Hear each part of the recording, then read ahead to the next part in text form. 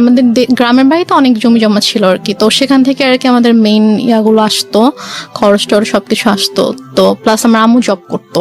আব্বু অসুস্থ হওয়ার পর থেকেই মানে মোটামুটি বলা চলে যে আমার আম্মু একটু মানে বদলে যাওয়া শুরু করে। এটা কি বাবা অসুস্থ হয়ে যাওয়ার পরে ফার্স্ট টাইম আপনারা নোটিস করলেন? আপনার বড় বোনের সাথে আপনার বয়সের ডিফারেন্স কত? আমার আপুর সাথে আমার 6 বছরের পার্থক্য। তার মানে উনি হচ্ছেন রাইট নাও 30 এবং আপনি হচ্ছেন 24। ওকে, সো আপনি যখন 2.5 বছরে ছিলেন, আপনার বোন তখন বলা যেতে পারে 7 থেকে 8 বছর বয়স। 7-8 বছর এরকম। আচ্ছা, তো ওই সময় আপনার বাবা ফুললি হসপিটালাইজড? আব্বু ফুললি হসপিটালে। কি করতেন উনি, পেশায় কি ছিলেন? আব্বু অ্যাক্সিডেন্টের আগে ব্যাংকে জব করতেন। আচ্ছা, তো ওই সময় মা খারাপ আচরণ করা শুরু করলো? মানে আপুই বেসিক্যালি আমাকে পেলেছে আর কি ছোটবেলা থেকে আমাকে, কারণ আম্মু বেশিরভাগ সময় হয়তো জবের কারণে বাইরে থাকতো, আব্বু সিক ছিল, সব দায়িত্ব আম্মুকে নিতে হতো। ও, মাও তখন জব করতো? হ্যাঁ, আম্মু জব করতো। তো তখন থেকে আর কি আম্মু বাসায় আসলে দেখা যেত খুব অল্পতেই রেগে যেত, তারপর অনেক খারাপ ব্যবহার করতো। তো এগুলো নিয়ে আর কি আব্বুর সাথেও আম্মুর একটু ঝামেলা শুরু হয়ে যায় যে তুমি কেন বাচ্চাদের সাথে এরকম ব্যবহার করছো, এটা তো ঠিক করছো না তুমি। তো তখন থেকে আর কি বলা যায় যে আমাদের জীবনটা বদলে যাওয়া শুরু করে। আমরা অনেক হ্যাপি একটা ফ্যামিলি ছিলাম মোটামুটি। অ্যাক্সিডেন্টটা কিসের অ্যাক্সিডেন্ট হয়েছিল? অ্যাক্সিডেন্টটা হচ্ছে আব্বু গ্রামের বাড়িতে যাচ্ছিল, আমাদের বাসা থেকে গ্রামের বাড়িতে যাচ্ছিল। তো তখন আর কি একটা ট্রাক এসে টেম্পু টাইপের যে ইয়াগুলো থাকে না, গ্রামে একটা জায়গা থেকে একটা জায়গায় যায়, ওইরকম একটা গাড়িতে আব্বু ছিল আর কি। একটা ট্রাক এসে উপরে উঠিয়ে দেয়। গাড়ির যে স্টিয়ারিংটা থাকে, স্টিয়ারিংটা একদম আব্বুর পেটে ঢুকে যায়।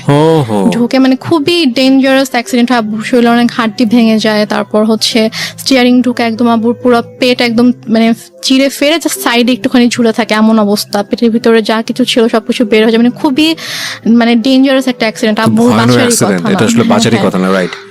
এখন আলহামদুলিল্লাহ আল্লাহ হায়াত দিয়েছিল জন্য আব্বু অ্যাক্সিডেন্টের পরে 14 বছরের মতো বেঁচে ছিল। বাট মানে যে অবস্থা ছিল আব্বু হাঁটতে পারতো না। আচ্ছা, আব্বুর 11 মাস পরে যখন আব্বুকে বাসায় নিয়ে আসা হলো, তখন আব্বু হাঁটতে পারতো না। আব্বু টোটালি হচ্ছে বিছানায় ছিল। তো আম্মু তখন আর কি আব্বুকে অনেক টেক কেয়ার করেছে। আব্বুকে হচ্ছে আমরা মানে যে ওয়াকার, বেবিরা যেরকম ওয়াকারে হাঁটে, আমরা ওরকম করে আব্বুকে নতুন করে আব্বুকে বসানো শিখাইতে হয়েছে, আব্বুকে দাঁড়ানো শিখাইতে হয়েছে, দেন ওয়াকারে করে আব্বুকে হাঁটাতে হয়েছে। তো তারপর যাই হোক অনেক বছর পার হলো। 2001-এ আমার বড় বোনের বিয়ে হয়ে যায়। আচ্ছা, আপুর খুব অল্প বয়সে বিয়ে হয়, তখন 14 বছর বয়স ছিল। তো মানে অনেক ভালো ছেলে পেয়েছিল, ওই জন্য হয়তো মানে বিয়ে দিয়ে দেয় আর কি। 14 বছর বয়সে? হ্যাঁ, আপুর যখন 14 বছর বয়স। তারপর 2001-এ বিয়ে হয়। তারপর 2005-এ আপু দেশের বাইরে চলে যায় হাজবেন্ডের সঙ্গে। আপুর হাজবেন্ড দেশের বাইরে থাকতো। তারপর 2005-এ দেশের বাইরে চলে যাওয়ার পরে আমরা হচ্ছে তখন তো আমি একা একদম, আব্বু আম্মু আমি। এর মাঝে তো অনেক মানে কি বলবো, নিজের মা সম্পর্কে আসলে এভাবে কথাগুলো বলতেও আমার খারাপ লাগছে, তারপর বলতে হয়। 2005-এ আপু চলে যাওয়ার পর থেকে আর কি আম্মুর মানে ব্যবহারগুলো আরো বেশি খারাপ হওয়া শুরু করে আমার সাথে, আব্বুর সাথে। বাবা কি তখন জব করছে নাকি একদম? বাবা বেসিক্যালি হচ্ছে যে অ্যাক্সিডেন্টের পরে বাবা জব করতো না, কারণ বাবা হাঁটা চলাই তো অনেক বছর করতে পারেনি। তারপর কি বাবার হচ্ছে যে কিছু মানে জায়গায় হয়তো টাকা দেওয়া ছিল বিজনেসের ইয়াতে, ওখান থেকে আসতো প্লাস বাড়ি থেকে আসতো, ওভাবেই আর কি আমাদের সংসার চলছিল। তারপর 2006 সালে আপনারা তখন কোথায়? আপনারা কি তখন ঢাকাতে নাকি? না, আমরা তখন ঢাকাতে না, আমরা তখন আমাদের বাড়িতে গেলেন কবে? বাড়িতে গিয়েছি আমরা হচ্ছে 1 বছর একটু বেশি সময় হচ্ছে ঢাকায় ছিলাম। আচ্ছা, তারপর হচ্ছে তখন থেকে আমরা বাড়িতে মানে 96-এর কি মাসে অ্যাক্সিডেন্ট করেছিল সেটা আমার মনে নেই, বাট আমরা হচ্ছে 13-14 মাসের মতো ঢাকায় ছিলাম। তারপরে আর কি আমরা বাড়িতে চলে যাই। বাড়ি কোথায় চলে গেলেন? আমাদের বাড়ি তো সিরাজগঞ্জ চলে গেলেন। আচ্ছা, তো সিরাজগঞ্জে মানে হচ্ছে আপনার বাবার বাড়িতে চলে গেলেন? না, আমাদের বাসা, আমরা যে বাসাটা তখন আমরা ভাড়া থাকতাম, ওখানে। সো 1 বছর বাবার এখানে থেকে ট্রিটমেন্ট করাতে হয়েছে বাবাকে শুধুমাত্র? তারপর আমরা সিরাজগঞ্জে চলে যাই। তো ওখানে আমাদের বাসা ছিল, ওখানে আমরা যাই, গিয়ে ওখানে থাকি আর কি। আম্মু কিছুদিন পরে হচ্ছে জয়েন করে। আম্মু আগেও জব করতো, ওই সেম জবটাতে আম্মু আর কি জয়েন করে। আচ্ছা, আর আব্বু হচ্ছে ওই টুকটাক মানে বেশি তো হাঁটাচলা করা নিষেধ ছিল, বলেছিল যে যতটা সম্ভব রেস্ট নিতে। তো আব্বু এরকম মানে জবে আর যাওয়া হয়নি। তো টুকটাক বিজনেস করতে ভাবে চলতো আর কি আমাদের। তো তারপর হচ্ছে 2006 সালে একটা ঘটনা আমি দেখি আর কি, মানে আমি ঘুমাচ্ছিলাম। তো ঘুম থেকে উঠে আমি যখন আম্মুর মানে বেডরুমের দিকে যখন আমি গেলাম, তো গিয়ে আর কি আমি খুবই আপত্তিজনক একটা আমি দেখি। সো তারপর থেকে আর কি আমার আম্মুর প্রতি আপনার বাবা কোথায় তখন? আমার আব্বু তখন বাইরে ছিল। বাইরে বলতে? বাইরে হচ্ছে আব্বু ওই ব্যবসার কাজে আব্বু বাইরে গিয়েছিল, একটা শপ ছিল ওখানে আব্বুর, তো ওই শপে গিয়েছিল আর কি। আচ্ছা, সো আপনি যে আপত্তিকর অবস্থাটা দেখলেন, এটা কি বেসিক্যালি আপনি ফার্স্ট টাইম নোটিস করলেন এরকম? হ্যাঁ, আমি মনে হয় ফার্স্ট টাইম নোটিস করলাম এরকম কিছু। তো তখন আপনি স্কুলে পড়েন? তখন আমি মেবি ক্লাস 7-এ পড়ি। ওকে, সো স্কুলে পড়েন, হাই স্কুলে পড়েন। স্কুলে পড়ি তখন আমি। তো তারপর ওটা দেখার পর থেকে আম্মু তো প্রচন্ড ভয় পেতাম, মানে দেখা যেত যে আম্মু কিছু একটা বললে অথবা একটু জোরে কথা বললে আমি ভয় পেয়ে যেতাম, বুকের ভিতরে কাঁপুনি শুরু হয়ে যেত যে এখন কি হবে কি হবে। তো তারপর ওই ঘটনাটার পর থেকে আমি জাস্ট রুমে ঢুকে যখন দেখেছি সাথে সাথে আমি রুম থেকে বের হয়ে গিয়েছি আর কি, আমি আমার রুমে চলে গিয়েছি। তো তার কিছুক্ষণ পরে আম্মু এসেছে আমার রুমে, তো এসে আমাকে বলছে যে যা দেখেছো সেটা যেন বাবাকে না বলা হয়, যদি বলো তাহলে কিন্তু তোমার খবর আছে। আচ্ছা, আর মা আপনাকে সবসময় এই ধরনের শাসনই করতো? শাসনই করলো বিষয়টা নিয়ে? হ্যাঁ, শাসনই করলো। তারপর আমি তো আমি আগে বলেছি যে আমি প্রচন্ড ভয় পেতাম আম্মুকে, তো আমি আর কিছু বলি না, বাবা আসার পরও কিছু বলি না। তো তারপর এভাবে চলছিল। এরপরও আরো কয়েকবার আমি এরকম ঘটনা আমার চোখের সামনে হয়েছে, কারণ ওই দিনে আমি দেখার পর থেকে আসলে আম্মুরও একটা ভয় কেটে যায় যে হ্যাঁ আমি তো বাবাকে কিছু বলিনি, আমি কিছু বলবো না। তো আমার সামনে এরকম ঘটনা আরো অনেকবার হয়েছে, বাট আমি বাবাকে কিছু বলতে পারিনি আর কি। তো তারপরে গিয়ে আমরা 2007 সালে আমরা নিজেদের বাসা করি। তো সিরাজগঞ্জে, হ্যাঁ, নিজেদের বাসা করার পরে ওখানে আমরা শিফট হই। তো তারপর 2009 সালে হঠাৎ করে একদিন আমার আব্বু প্রচন্ড অসুস্থ হয়ে যায়। আমরা এখানে একটা বিরতি নিতে চাই প্রিয় শ্রোতা। আপনারা শুনছেন মিস্টার ম্যাঙ্গো ক্যান্ডি প্রেজেন্স জীবন গল্প। আপনারা শুনছেন রেহনুমার জীবন গল্প। রেহনুমা রাইট নাও 24 শুভ হয়ে থাকতো। তারপর আমি আমার রুমে চলে যাই। তো হঠাৎ করে প্রায় 10-15 মিনিট পর আব্বু চিৎকার করে আমাকে ডাকে।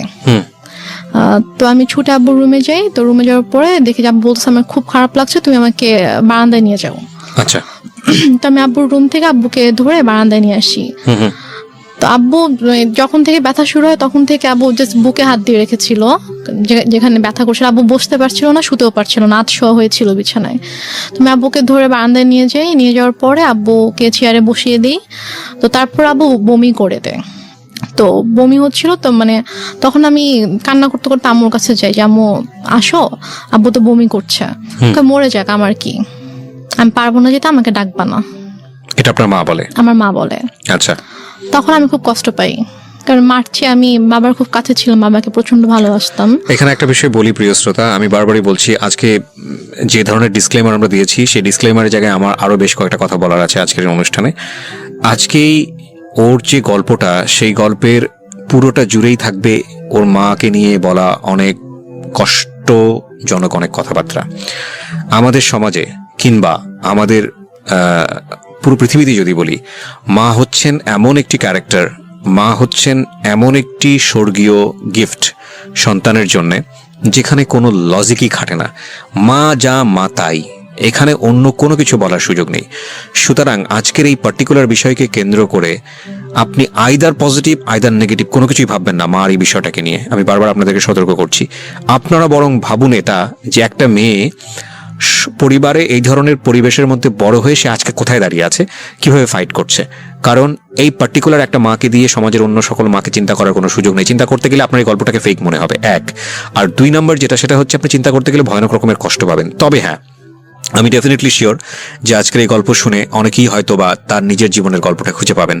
কারণ এই ধরনের বিষয়গুলো মিডিয়াতে এত বড় হাইলাইট করা, এত বড় স্পেস দিয়ে মানুষকে সচেতন করা, মানুষকে ইন্সপায়ার করা, এটা আসলে রেডিওতেই ফার্স্ট হয়েছে। সো সেই জায়গা থেকে আমাদের জন্য এটা অনেক বড় একটা চ্যালেঞ্জ। আমি বারবার ইন্টারাপ্ট করছি আপনাদেরকে এই একটা জিনিস বোঝানোর জন্য, গল্পের ক্যারেক্টারের কোনো পার্টিকুলার বিষয় যেটা আপনার মধ্যে নেগেটিভ কনসিকুয়েন্স তৈরি করে ওটাকে ফোকাস না করে বরং এই মেয়েটার স্ট্রাগলটাকে ফোকাস করবেন প্লিজ। ওকে, হ্যাঁ। তারপর আমি মাকে ডাকতে চাইনি। তো তারপর আব্বু পরপর 3বার বমি করেছে। তো বমি করার পরে তারপর আব্বুকে নিয়ে আবার রুমে নিয়ে গিয়ে বিছানায় শুয়ে দিলাম। তারপর আব্বু আমাকে মানে হাত জোড় করে মানে আমাকে বলছে যে আমাকে মাফ করে দিও। তা আমি বলছি তুমি এভাবে কেন কথা বলছো? বলছে যে আমি তোমার জন্য কিছুই করতে পারলাম না। মানে আমি তখন এতটাই মানে আমি তো কিছু বুঝতাম না তখন। আমি যদি এখন যদি থাকতাম ওই সিচুয়েশনে, আমি হয়তো বুঝতে পারতাম যে আবু হয়তো আর বেশিক্ষণ থাকবে না, এই জন্য ওইভাবে বলছে। বাট তখন আমি বুঝিনি আসলে। তাই বলছে, এভাবে কথা বলো না বাবা, তুমি ঠিক হয়ে যাবা, ভাই আসবে একটু পরে, তোমাকে হসপিটালে নিয়ে যাবো, তুমি ঠিক হয়ে যাবা, কিছু হবে না। তো তারপর ভাইয়া 5টার দিকে, ভাইয়া মেবি 4টার দিকে বাসা থেকে বের হয়। ওর বাসা থেকে তখন ঝড় বৃষ্টি থেমে গেছে, বাট স্টিল কোথাও অ্যাম্বুলেন্স নেই। তো ভাইয়া হেঁটে হেঁটে রাত 4টায় স্বাভাবিকভাবে একটা ছোট এই শহরে, ভাইয়াটা কোন ভাইয়া ছিল? ভাইয়া ওই যে আমি বললাম যে একটা কাজিনকে ফোন করছিলাম আচ্ছা, সে রাত okay, থেকে। okay. 4টা মানে কি, নেওয়ার জন্য। ভোর 4টা? ভোর 4টা, হ্যাঁ। Okay. তো ভোর 4টায় ভাইয়া বাসা থেকে বের হয়ে যায়, হচ্ছে হসপিটালে যায়, সে কোনোভাবে কোনো অ্যাম্বুলেন্স ম্যানেজ হয় কিনা। এই তো সময়ের মধ্যে মা আসেনি এই রুমে? মা একবারও আসেনি। আচ্ছা। পরে একটা রিক্সায় আমি উঠি, আর একটা রিক্সায় বাবাকে নিয়ে ভাইয়া উঠে আব্বুকে হসপিটালে নিয়ে যাই। তো নিয়ে যাওয়ার পরে ওখানকার ডক্টররা চেক করার পরে বলছে যে একটা মাইনর স্ট্রোক হয়েছে। আচ্ছা। বাট যদি সময় মতো আনতে পারতাম, হয়তো অবস্থা এখন খুবই মানে একটু ক্রিটিক্যাল হয়ে গেছে। ওটা থেকে আমরা সেভ করে যেত। দেখছি, হ্যাঁ আমরা দেখছি, বাট যদি রাতে আনতে পারতেন। জিজ্ঞেস করেছে যে কখন থেকে এরকম হচ্ছে, তো যখন আমি ডিটেল বললাম ডক্টরকে, তখন বলছে যে রাতে আনা উচিত ছিল। তো বললাম আসলে রাতে এরকম সিচুয়েশন ছিল না যে আমি হসপিটালে নিয়ে আসবো আব্বুকে। তো তারপর ইসিজি করা হলো, সব চেক আপ করা হলো আব্বুকে। আব্বু সারা রাত তো ঘুমায়নি, তা আব্বুকে ঘুমের ইঞ্জেকশন দেওয়া হলো ঘুমানোর জন্য। তো 6:30টার দিকে আমি আম্মুকে ফোন করলাম, আব্বুর ফোনটা আমার কাছে ছিল। তো আমি আম্মুকে ফোন করলাম যে আম্মু এই ঘটনা, আব্বুর তো স্ট্রোক হয়েছে, তো ডক্টর এটা বলেছে। তো বলতেছে যে তুমি আমাকে কেন ফোন দিয়েছো, তোমার বাবা তুমি দেখো, আমাকে কেন বারবার ফোন দিয়ে বলতেছো। বলছে যে আম্মু আমি একা একা এখানে কি করব, তুমি আসবা না? বলতেছে যে না আমি আসতে পারবো না। এখন টাকা পয়সার একটা ব্যাপার ছিল, কারণ আমি আসার সময় তো আমি কোনো টাকা পয়সা নিয়ে আসিনি। ভাইয়া আর কি হসপিটাল মেডিসিন যা কিছু লেগেছে ভাইয়া এনেছে। তো তারপর আমি আমাকে বললাম যে আমার তো টাকা লাগবে, হসপিটালে তো টাকা লাগবে। তো টাকা লাগবে, তুমি তোর বাবাকে বলো কোথায় টাকা রেখেছে, এসে নিয়ে যাও, আমি কিছু জানি না, আমাকে আর ফোন দিবা, আমাকে বিরক্ত করবা না। তো তারপর আমি আর মাকে ফোন দিই না, আমি আমার চাচুকে ফোন দিই। আমার ছোট চাচু আমাদের বাসা থেকে 15 মিনিটের দূরত্বে থাকতো। তো চাচুকে ফোন দিয়ে বলি যে চাচু আব্বু তো এরকম হসপিটালে, তো আপনি আসেন। সে বলে যে আমি মাত্র ঘুম থেকে উঠেছি, আমার অফিস আছে, আমি এখন আসতে পারবো। তো তারপরে আর কি ডক্টররা হচ্ছে আব্বুকে কেবিনে শিফট করলো। ফার্স্টে ইমার্জেন্সিতে ছিল, তারপর কেবিনে শিফট করার পরে আমি আবার প্রায় মনে হয় 8টার দিকে আম্মুকে ফোন করি, তুমি কি একটু স্যুপ অথবা রুটি সবজি একটু বানাতে পারবা আব্বুর জন্য? বলে কেন, আমি কেন বানাবো, তোমার দরকার থাকলে তুমি সে পানি নিয়ে যাও। কোন ক্লাসে পড়েন তখন আপনি? আমি তখন ক্লাস 9-এ পড়ি। ক্লাস 9-এ, ওকে। তো কি মনে করে আম্মু আবার প্রায় আধা ঘন্টা পরে ফোন দিয়েছে, ফোন দিয়ে বলছে যে একটু পরে তো বুয়া আসবে, তো বুয়া আসলে আমি বুয়াকে দিয়ে নাস্তা বানিয়ে পাঠিয়ে দিব। তো বললাম আচ্ছা ঠিক আছে। বুয়া আসছে পরে, হয়তো বুয়াকে দিয়ে নাস্তা বানিয়ে আম্মু নিজে এসেছে 9:30টার দিকে। এসে বলতেছে যে এই যে নাস্তা দিলাম, এখন আমি যাচ্ছি, আমাকে আর বিরক্ত করবা না, আমাকে আর ফোন দিবা না, কি করার তুমি করো, তোমার বাবার ড্রয়ারে টাকা আছে, ওখান থেকে নিয়ে তুমি খরচ করো, আমাকে বিরক্ত করো না তুমি। তারপর ডক্টর বললো যে আব্বুর মোটামুটি অবস্থা ভালো, মানে স্টিল কিন্তু স্যালাইন চলছে। তারপর বললো যে এখন মোটামুটি ভালো আছে। তো আরেকটা কথা বলে রেখে, হসপিটালটা ছিল হচ্ছে আমার চাচির ভাইয়ের আর কি। আচ্ছা। তো ওই আঙ্কেল এসে বললো যে সেই হিসেবে আব্বুর আর কি একটু এক্সট্রা কেয়ার হচ্ছিল। তো তারপর 8টার দিকে ডক্টর এসে বললো যে এখন মোটামুটি ঠিক আছে, কোনো রিস্ক নেই। তো উনি ঘুমানোর তো ইঞ্জেকশন দেওয়া হয়েছিল, তো উনি ঘুমালে উনি বেটার ফিল করবে, আপনারা ওনাকে বেশি বিরক্ত করেন না, এটা বলছে আর কি। তো বলার পরে তো আম্মু বললো যে ঠিক আছে, আমি তো সারাদিন ছিলাম, আমি এখন চলে যাই, তুমি থাকো। আমার সাথে আমার একটা ভাগিনা ছিল, মানে ও আর আমি সেম এজেরই ছিলাম। তো আমি আর ও হসপিটালে ছিলাম, তো আম্মু চলে গেল। যাওয়ার পরে আমাকে আম্মু বাসায় চলে যাওয়ার, হসপিটাল থেকে আমাদের বাসার দূরত্ব ছিল 5-6 মিনিট, রিক্সায় করে 5-6 মিনিট দূরত্ব ছিল। তো তারপর আম্মু বাসায় গিয়ে আমাকে ফোন দিয়েছে, ফোন দিয়ে বলছে তুমি বাসায় আসো, তুমি আমার যে ইয়াটা ছিল, নাম ছিল মধু, বলছে তুমি আর মধু বাসায় আসো। তো আমি বলছি বাসায় কেন যাবো, আব্বু তো একা থাকবে। তো বলছে যে সমস্যা নেই, তুমি আসো, তোমার বড় খালামণি যাচ্ছে। আচ্ছা। তো আমি বললাম যে বড় খালামণি কেন আসবে, বড় খালামণিকে দেখলে তো আব্বু রেগে যাবে। মানে আমার বড় খালামণির সাথে আব্বুর একটু সমস্যা ছিল। আচ্ছা সমস্যা ছিল বলতে যে মানে বড় খালামণির মানে বিহেভিয়ারের জন্য আব্বু বড় খালামণিকে পছন্দ করতো, এটা অ্যাভয়েড করতো আর কি। আচ্ছা তো বলো যে আব্বু যদি রেগে যায় তখন আব্বুর জন্য তো এটা মানে খারাপ হতে পারে। একটু করে চোখ খুলেছে, তো খুলে বলছে মানে ইশারা করে বলছে যে না ঘুমাচ্ছি না। আম্মু তো আমাকে বাসায় ডেকেছে, আমি বাসায় যাচ্ছি, আমি গিয়ে চলে আসবো, বেশিক্ষণ থাকবো না, মা চলে আসবে, তুমি থাকো, আমি আসছি। তো আব্বু জাস্ট চোখ দিয়ে ইশারা করলো যে ওকে। তো দেন আব্বু একটু সাইডে ফিরে যখন ওদেরকে দেখেছে তখন আর কি আব্বুর মানে এক্সপ্রেশনটা চেঞ্জ হয়ে গিয়েছে আর কি। তো যাই হোক আমি তো চলে আসলাম বাসায়। এর মধ্যে আমি বাসায় আসার প্রায় 15-20 মিনিট পরে আমার খালা হচ্ছে আম্মুকে ফোন দেয়। ফোন দিয়ে বলে যে ভাইয়ের অবস্থা ভালো না, তুই তাড়াতাড়ি আয়। তা আমি শুনে বলতেছি যে আমি তো মাত্র দেখে আসলাম যে আব্বু চুপচাপ শুয়েছিল, আর ডক্টরও বলে গিয়েছে যে এখন ঠিক আছে, তো হঠাৎ করে কেন অসুস্থ হয়ে গেল? বলছে তো আমি জানি না, ঠিক আছে আমি গিয়ে দেখছি। তা আমি বললাম যে আমিও যাব, তোকে যেতে হবে না, তুই ফ্রেশ হয়ে খেয়ে দে তারপর আয়। ওকে তো আমি অনেকবার রিকোয়েস্ট করলাম আম্মুকে যে আম্মু প্লিজ আমি যাই, আমি তোমার সঙ্গে যাই। বলছে না তুই যাবি না, তুই থাক, আমি যাচ্ছি। তো আম্মু চট করে রেডি হয়ে আম্মু গেল। তো আম্মু মেবি 3:30টার দিকে হসপিটালে গিয়েছে। তো যাওয়ার পরে আমি ফোন দিচ্ছি, ফোন ধরছে না। আমি ফোন দিচ্ছিলাম যে কি হয়েছে, এখন কি অবস্থা, আব্বু ঠিক আছে কিনা।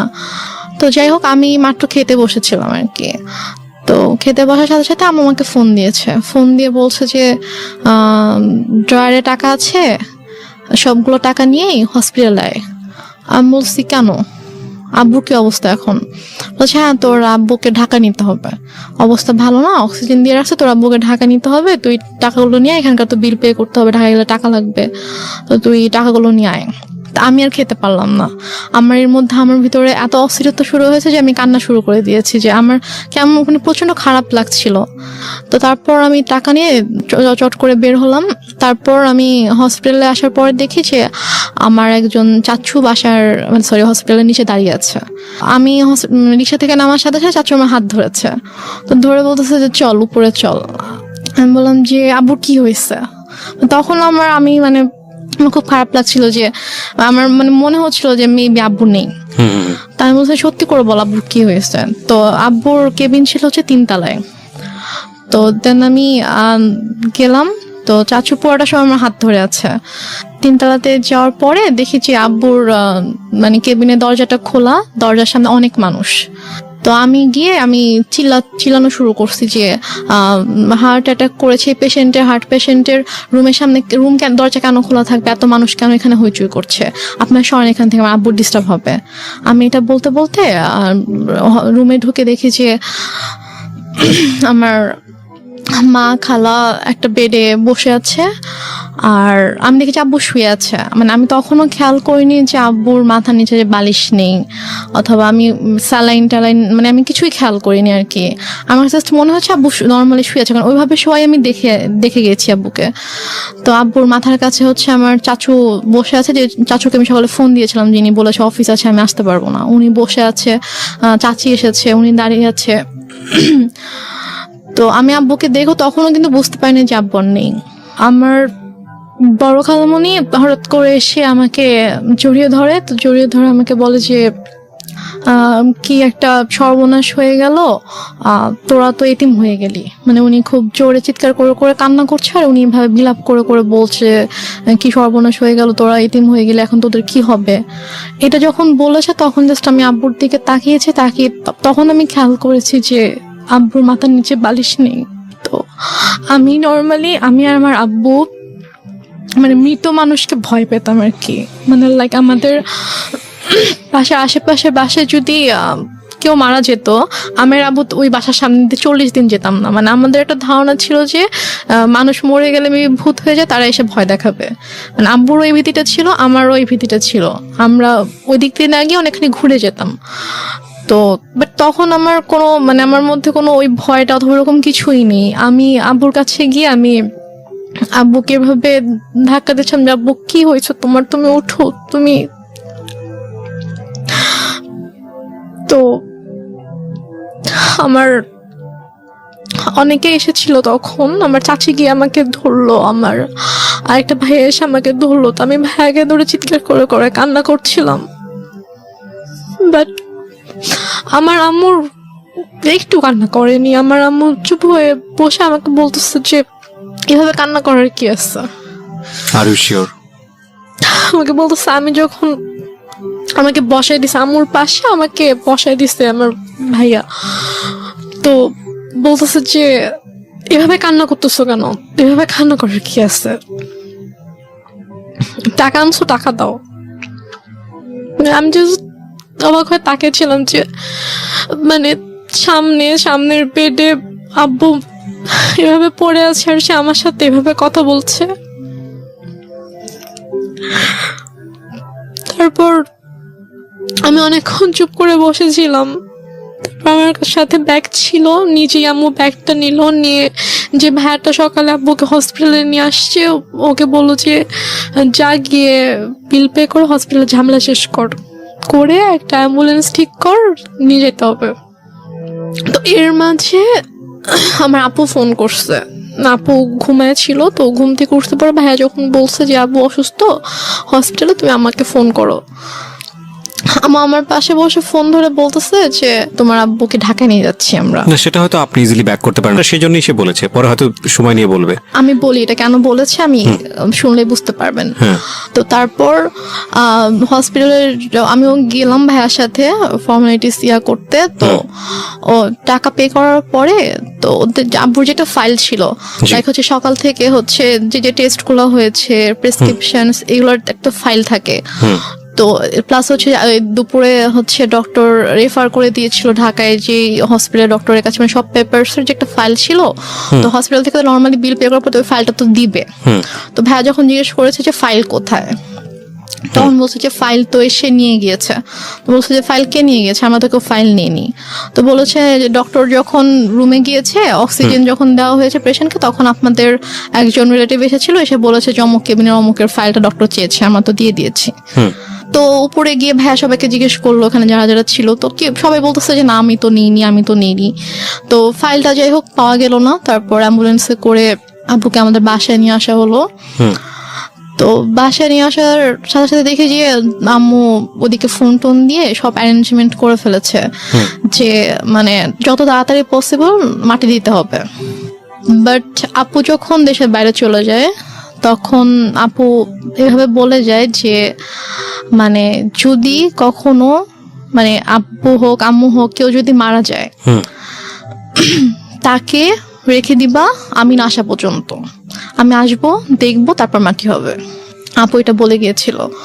তো আপুর শ্বশুর বাড়িতে যখন জানানো হয় যে আব্বু মারা গেছে, তখন বলে যে ঠিক আছে আমরা আসছি, আপনারা ওখানে সবকিছু ঠিকঠাক করেন, ওনাকে গোসল করেন, তারপর আমরা ঢাকায় নিয়ে এসে ওনাকে মানে আপু শ্বশুর বাড়িতেও এটা জানতো, আপু শ্বশুর বাড়িতেও সেম কথাটাই বলেছে যে শ্বশুর শাশুড়ি ছিল, তো ওদের বলেছে যে মানে যারই কিছু হোক না কেন আমাদেরকে ছাড়া কিন্তু আপনারা মাটি দিবেন না, আমরা দেখবো। তো ওইভাবে আপুর শ্বশুরও ফোন দিয়ে বলে যে ঠিক আছে ভাইজানকে নিয়ে আসতে হবে ঢাকায়, নিয়ে এসে আমি ব্যবস্থা করছি, এখানে বারডেমে সম্ভবত ছিল হিমাগার আছে, তো ওখানে বলো যে ওখানে রাখবো, আমি সব ব্যবস্থা করে আমি আসছি। বলছে না আপনাদের আসতে হবে না, যত তাড়াতাড়ি পসিবল মাটি দিয়ে দিব, মৃত্যু বৃষ্টি আত্মা হচ্ছে কষ্ট পাবে, বেশিক্ষণ রাখা যাবে না। তো বলতেছে যে না, মানে আপুর কথা বলছে যে বৌমা তো বলে গেছে, তা আমাকেও বলে গেছে, তো আমি তো এটা পারবো না, আমি বৌমাকে কি জবাব দিব আপনি যদি মাটি দিয়ে দেন। বলতেছে না আপনাদেরও কষ্ট করে, এখন সন্ধ্যা হয়ে গেছে, আপনাদেরও এখন কষ্ট করে আসতে হবে না, আর আপনারা আসলে আসেন, বাট আপনারা আসার আগে আগে মাটি দিয়ে দিব। মানে আম্মু পুরো ক্রেজি হয়ে গিয়েছে মাটি দেওয়ার জন্য। তো আমার চাচুরা ফোন দিয়ে বলতেছে যে আমার আরেকটা চাচা গ্রামের বাড়িতে থাকে, তো আমার চাচা ফোন দিয়ে বলতেছে যে তুমি এখানে নিয়ে আসো, আমাদের পারিবারিক কবরস্থানে মাটি হবে। সে বলতেছে না আমি ওখানে নিব না, ওর এখানেই মাটি হবে। তো এগুলো নিয়ে আম্মু খুবই মানে রীতিমতো ঝগড়া করতেছে অনেক। আম্মু কিন্তু স্টিল মানে এক ফোঁটাও কান্না করেনি, একটুও কান্না করেনি। তো সে আমার চাচার সাথে ফোনে ঝগড়া করতেছে যে না আমি এখানে মাটি দিব, আপনাদের যদি দেখতে ইচ্ছা করে আপনারা এখানে আসেন, এসে দেখে যান।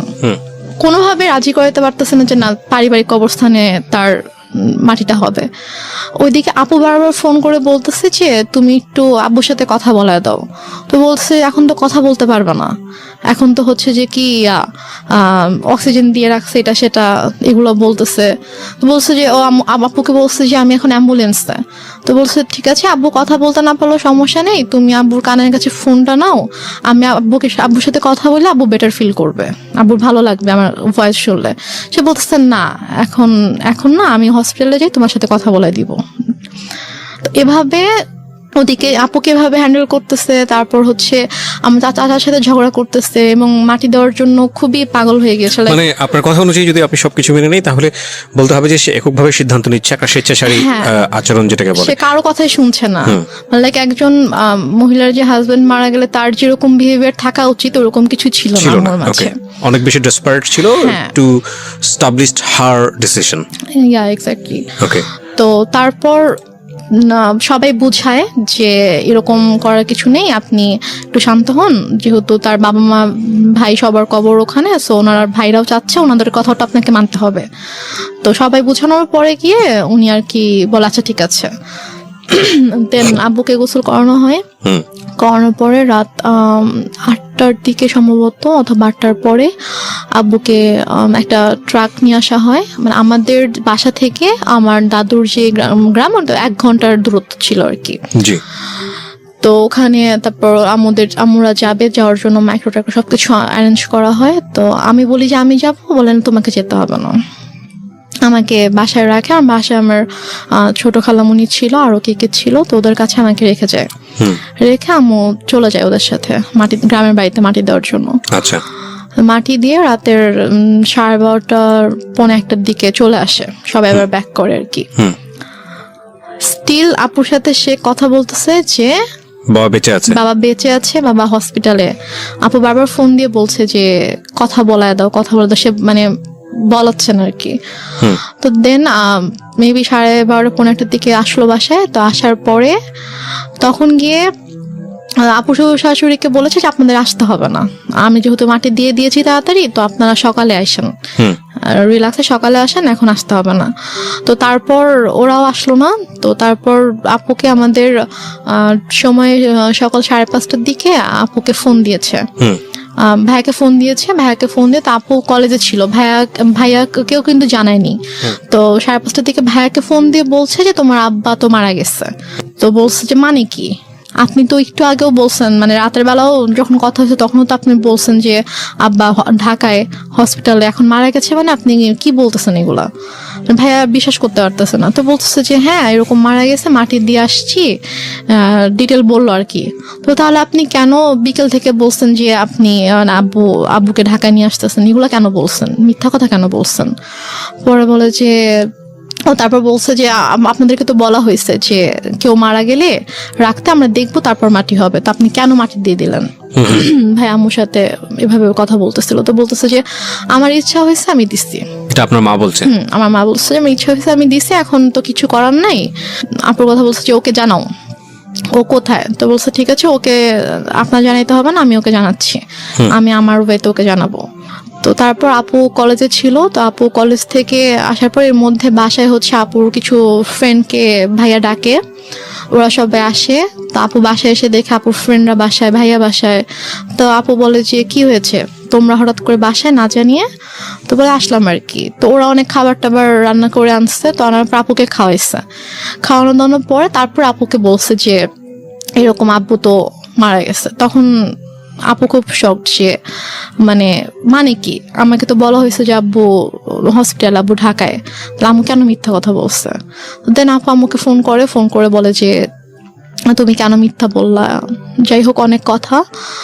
আম্মু বলে যে এরকম মৃত মানুষকে রাখতে হয় না, কষ্ট পায়, এগুলো নিয়ে আর কি অনেক ইয়া হয়। বাট তখনও মানে আমি বুঝতে পারিনি যে আসলে ব্যাপারটা কি হয়েছে। তো এর মাঝে কথা ওঠে আব্বুর এই ফাইলটা নিয়ে।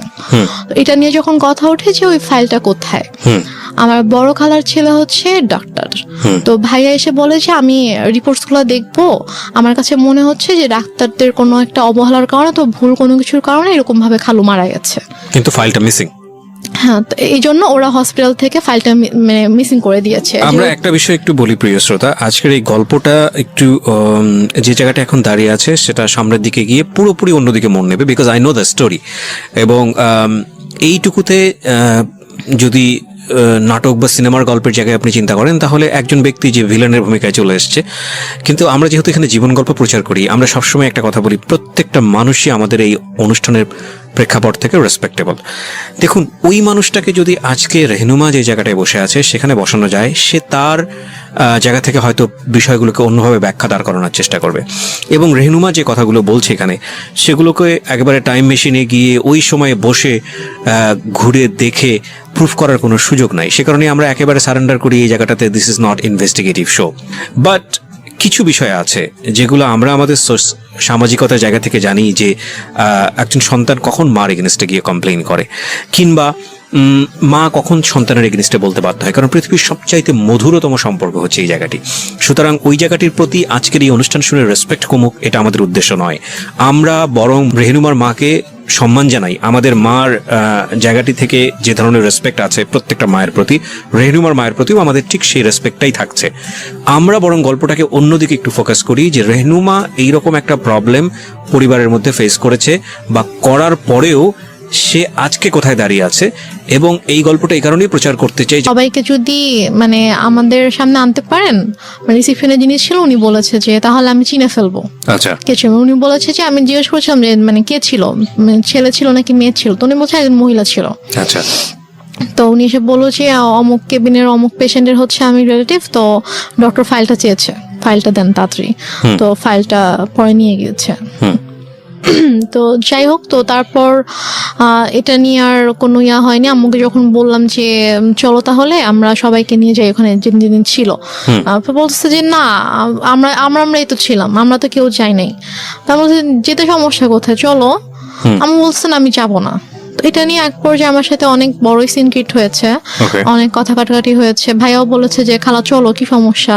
তো সে বলছে আমি যাব না। তো ওই হসপিটালে মূলত ছিল যে আমাদের ফ্যামিলি ডক্টর যেটা থাকে, তো ডক্টর এখানকার ছিল, আমাদের কিছু হইলে আমরা ওই হসপিটালতে যেতাম আর কি। তো তারপর থেকে আমার ওই হসপিটালে যায় না। আচ্ছা, মানে কোনো প্রবলেম হলে আর ওই হসপিটালে যায় না, সে ডক্টর চেঞ্জ করে ফেলছে, হসপিটাল চেঞ্জ করে ফেলছে। তো তারপর যাই হোক, এটা নিয়ে আর কোনো কথা কাটাকাটি হয়নি, কিছু হয়নি, শেষ হয়ে গেল ব্যাপারটা। তো তারপর থেকে আব্বু মারা গেল হচ্ছে মে মাসে। সেপ্টেম্বর মাস থেকে হঠাৎ করে আম্মুর কি হলো, সে আমাকে বলছে যে তোমাকে বিয়ে দিয়ে দিব। আমি তো বিয়ে করব না, আমি তো মানে ছোট আছে, আমি তখন 9-এ পড়ি। তো আমি বলেছি আমি তো বিয়ে করব না। তো বলেছে যে না, তোমাকে বিয়ে করতে হবে। আমি বলেছি যে কেন? তোমার দায়িত্ব আমি নিতে পারতেছি না। একটু একটা মিনিট, মানে টু বি অনেস্ট, যে জিনিসটা আমার জানার আছে সেটা হচ্ছে যে আপনি তো মোটামুটি গল্পের যে গ্রাফটা মেনটেন করছেন, তাতে বোঝাই যাচ্ছে যে আপনার সঙ্গে আপনার মায়ের একটা সম্পর্ক, এই সম্পর্কটা স্বাভাবিক সম্পর্ক ছিল না। এটা একটা বৈরী সম্পর্ক। এবং আপনার বোন চলে গেল কানাডাতে, আপনারা দুই বোন, বাবা তো মারাই গেল, এবং ইন দ্য মিন টাইম আপনারা সিরাজগঞ্জে বাড়ি করেছেন। তার মানে ওই বাড়ি বলতে আপনারা কয়টা, আপনার পুরো একটা ফ্ল্যাটে আপনি এবং আপনার মা, এবং আপনি তখন ক্লাস 9-এ পড়ছেন। 2-3টা বিষয় এখানে নোট করার মতো প্রিয় শ্রোতা। একটা হচ্ছে যে ওর মার বয়সও কিন্তু তখন অনেক অল্প বয়স, 1। 2 নম্বর হচ্ছে যে মা সাথে সন্তানের সম্পর্কটা স্বাভাবিক না, এবং শুধু ওর সাথে না, ওর কথা অনুযায়ী ওর বড় বোনের সঙ্গে স্বাভাবিক না। এবং ও যে বিষয়গুলো দেখেছে সেটার পরে ওর সাথে ওর মার একটা সম্পর্কে ভীষণ রকম দূরত্ব তৈরি হয়েছে মানসিকভাবে, সেটাই স্বাভাবিক। অ্যান্ড সবচেয়ে বড় ইম্পর্টেন্ট যে বিষয়টা সেটা হলো যে ও ক্লাস 9-এ পড়ে, তার মানে হচ্ছে তখন ওর বয়ঃসন্ধিকাল চলছে। সো বয়ঃসন্ধিকালটা হচ্ছে কোনো ছেলে এবং কোনো মেয়ের জন্য সবচেয়ে ডেঞ্জারাস টাইম। ওই সময়টাতে রাতারাতি দেখবেন একটা ছেলে এবং একটা মেয়ের মধ্যে বেশ কিছু জিনিসের পরিবর্তন আসে, শারীরিক পরিবর্তনের পাশাপাশি ভয়ঙ্করভাবে মানসিক পরিবর্তন আসে। এবং এই জন্যই দেখবেন যে ক্লাস 7-8-এ চলে গেলে হঠাৎ করে ছেলেরা কিংবা মেয়েরা ধাম করে বড় হয়ে যায়। এই যে ব্যাপারটা, এই স্টেজটা কিন্তু খুব মারাত্মক, এবং এটাকে খুব সফটলি ডিল করা উচিত। এই ডিল করার জায়গাটাতে মা কিংবা বাবা মা বা কাছের বন্ধুদেরকে অনেক বড় একটা ভূমিকা পালন করতে হয়। তো সেই জায়গাটিতে এই মেয়েটিরও এক ধরনের রাফ আচরণ হলেও হতে পারে, যেটা মায়ের সঙ্গে, আমি ঠিক জানি না। আমি কোশ্চেনটা করতে চাই একটা, যেটা হচ্ছে যে আপনার বড় বোনের খুব অল্প বয়সে বিয়ে হয়েছিল, জি। যেটা আপনি বলছিলেন। তো সে কারণে কি ফ্যামিলি ট্রেডিশন এটা ছিল যে ঠিক আছে আপনাকেও বিয়ে দিয়ে দিক না, নির্ঝঞ্ঝাট? এরকম কিছু ছিল না। বরং উল্টো তো হওয়া উচিত, কারণ যেহেতু আপনাকে বিয়ে দিলে আপনার মা একা হয়ে যাবে একদম। একা হয়ে যাবে। সো আপনাকে বরং বিয়ে একটু বয়স হলেই দেওয়াটা স্বাভাবিক। আমি বরং যেটা দেখতে পাচ্ছি যে উল্টো ছিল। তার মানে আপনার আচরণ কি এমন ছিল আপনার মায়ের প্রতি যে আপনার মা আপনাকে সহ্য করতে পারছে না? এরকম কিছু ছিল না, কারণ আচ্ছা। আমি প্রথম থেকে বলে আসছি যে আম্মুকে দেখে প্রচন্ড ভয় পেতাম।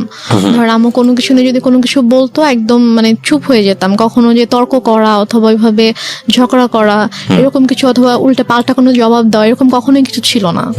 ওই কয়েকটা মাস আমার মানে এমন কেটেছে যে আব্বুর জন্য, আব্বুকে এত বেশি মিস করতাম এবং ওই রাতটার কথা মনে পড়ে।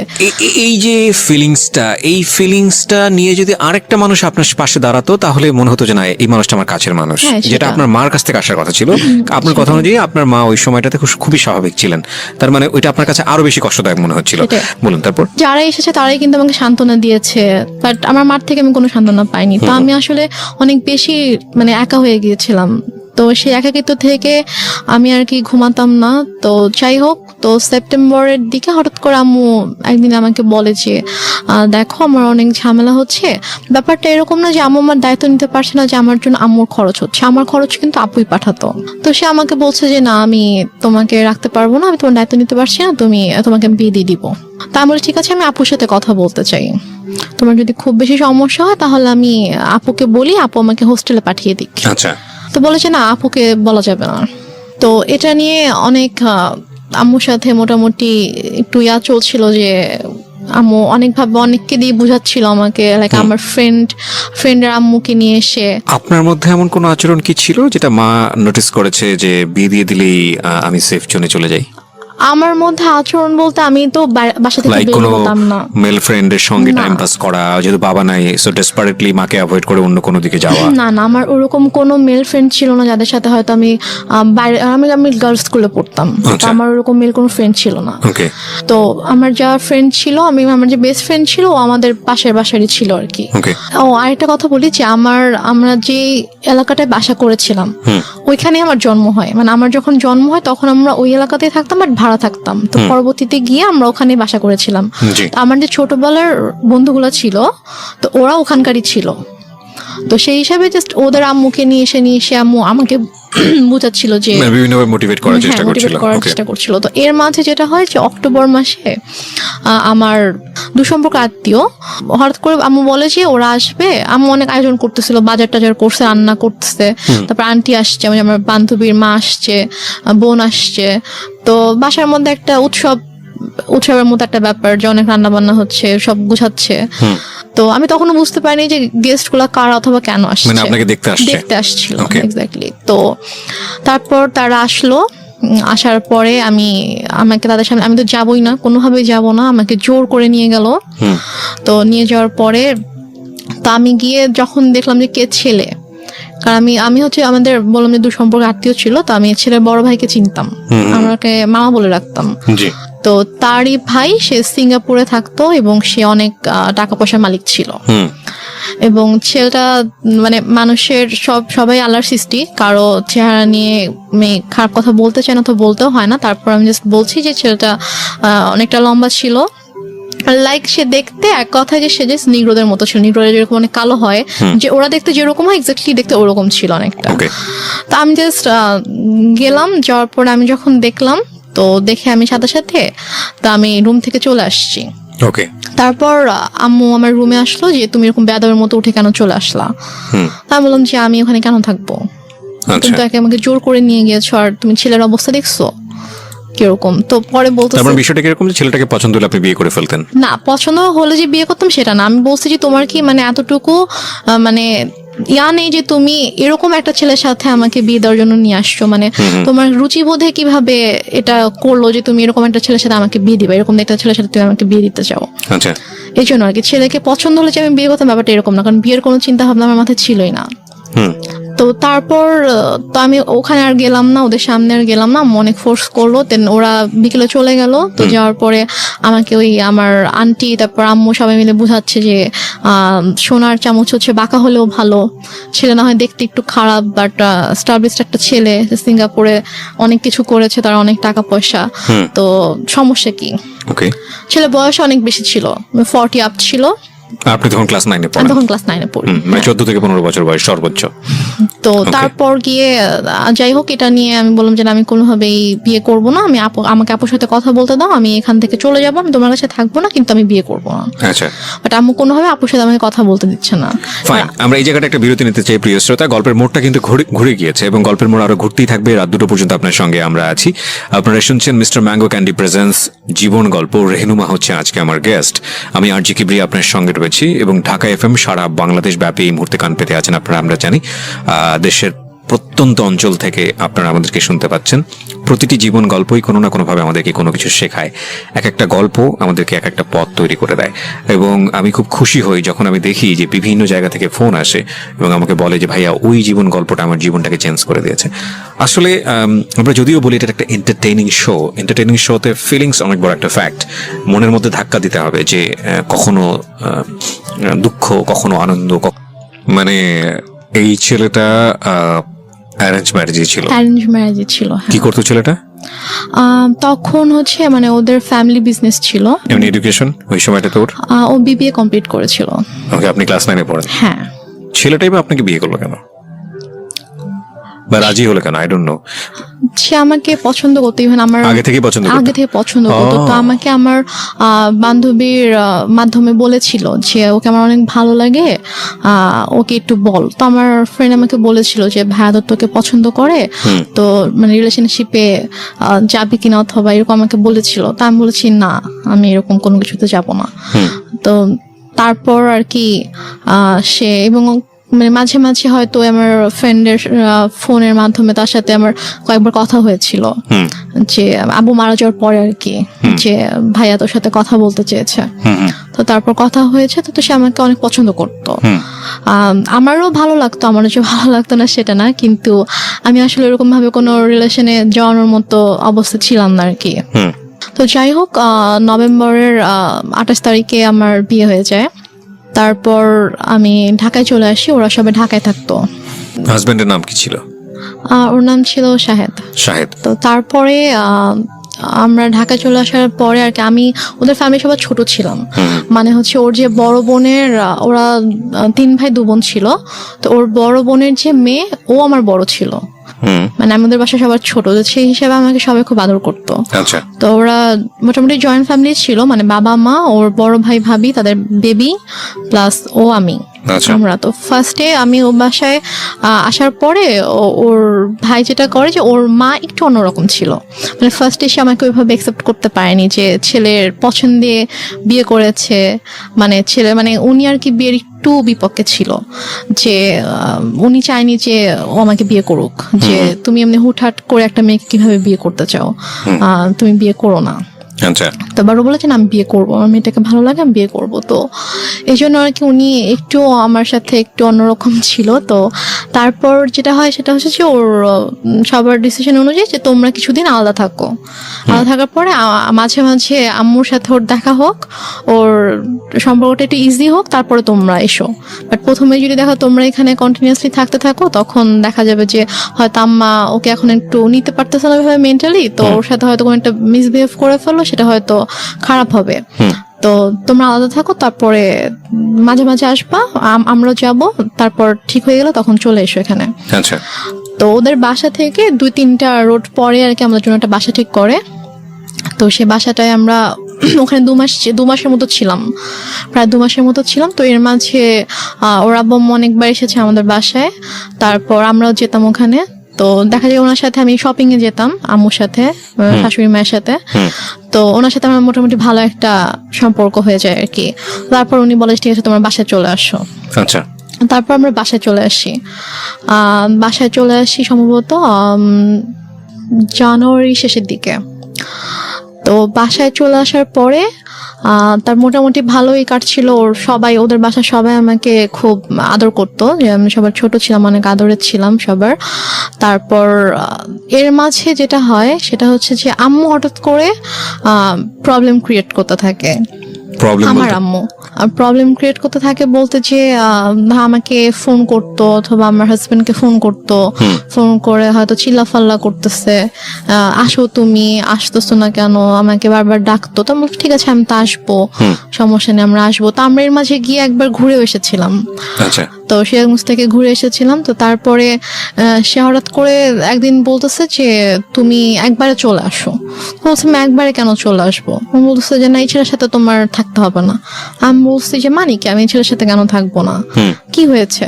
বলছে যে না, তুমি চলে আসো, আমি এই ছেলের সাথে সংসার করতে দিব না, তোমার ডিভোর্স করাই দিব। তুমি আসো, তুমি আসবা, পড়াশোনা করবা ঠিক মতো, আমার কাছে থাকবা, তুমি আসো। মানে হঠাৎ করে ধরনের কথা, হঠাৎ করে। আচ্ছা। তা আমি তখন বললাম যে আম্মু, তুমি নিজেই তো আমাকে বিয়ে দিয়েছো, তুমি নিজেই তো রাখতে চাওনি আমাকে, তাহলে এখন যেহেতু আমার একজনের সাথে বিয়ে হয়েছে, আমি এখানে সাথে একটা ফ্যামিলির সাথে আমি অ্যাড হয়েছি, এবং তার সাথে আমার ধীরে ধীরে ওরকম ভালো একটা বন্ডিং তৈরি হয়ে গিয়েছে, ওর ফ্যামিলি সবার সাথে আমার একটা ভালো বন্ডিং তৈরি হয়ে গেছে, এখন তো তুমি এটা বলতে পারো না। তো সে আমাকে নানাভাবে ফোর্স করতে থাকে। তো সে এর মাঝে সে যেটা করে, সে সিরাজগঞ্জ থেকে ঢাকায় আসে। তো ঢাকায় এসে সে আমার শ্বশুর বাড়িতে অনেক হাঙ্গামা ক্রিয়েট করে ফেলে। লাইক সে এসে চিল্লি করতেছে যে আমার মেয়েকে আমি নিয়ে যাব, তোমরা কেন আটকায় রাখছো, তোমরা আমার মেয়ের ব্রেন ওয়াশ করছো, আমার মেয়েকে নিয়ে যেতে দাও, আমার ছোট মেয়ে, বাচ্চা মেয়ে, আমি ওকে তোমাদের কাছে রাখবো না, এগুলো বলতে থাকে। আমি তো যাব না, আমাকে অনেক ফোর্স করতে থাকে, তুই চল। আমার হাত ধরে টেনে বাসা থেকেও বের করে নিয়ে যায়, দরজা খুলে আমাকে বাইরেও বের করে নিয়ে যায় যে তুই চল, তোকে আমি এখানে থাকতে দিব না।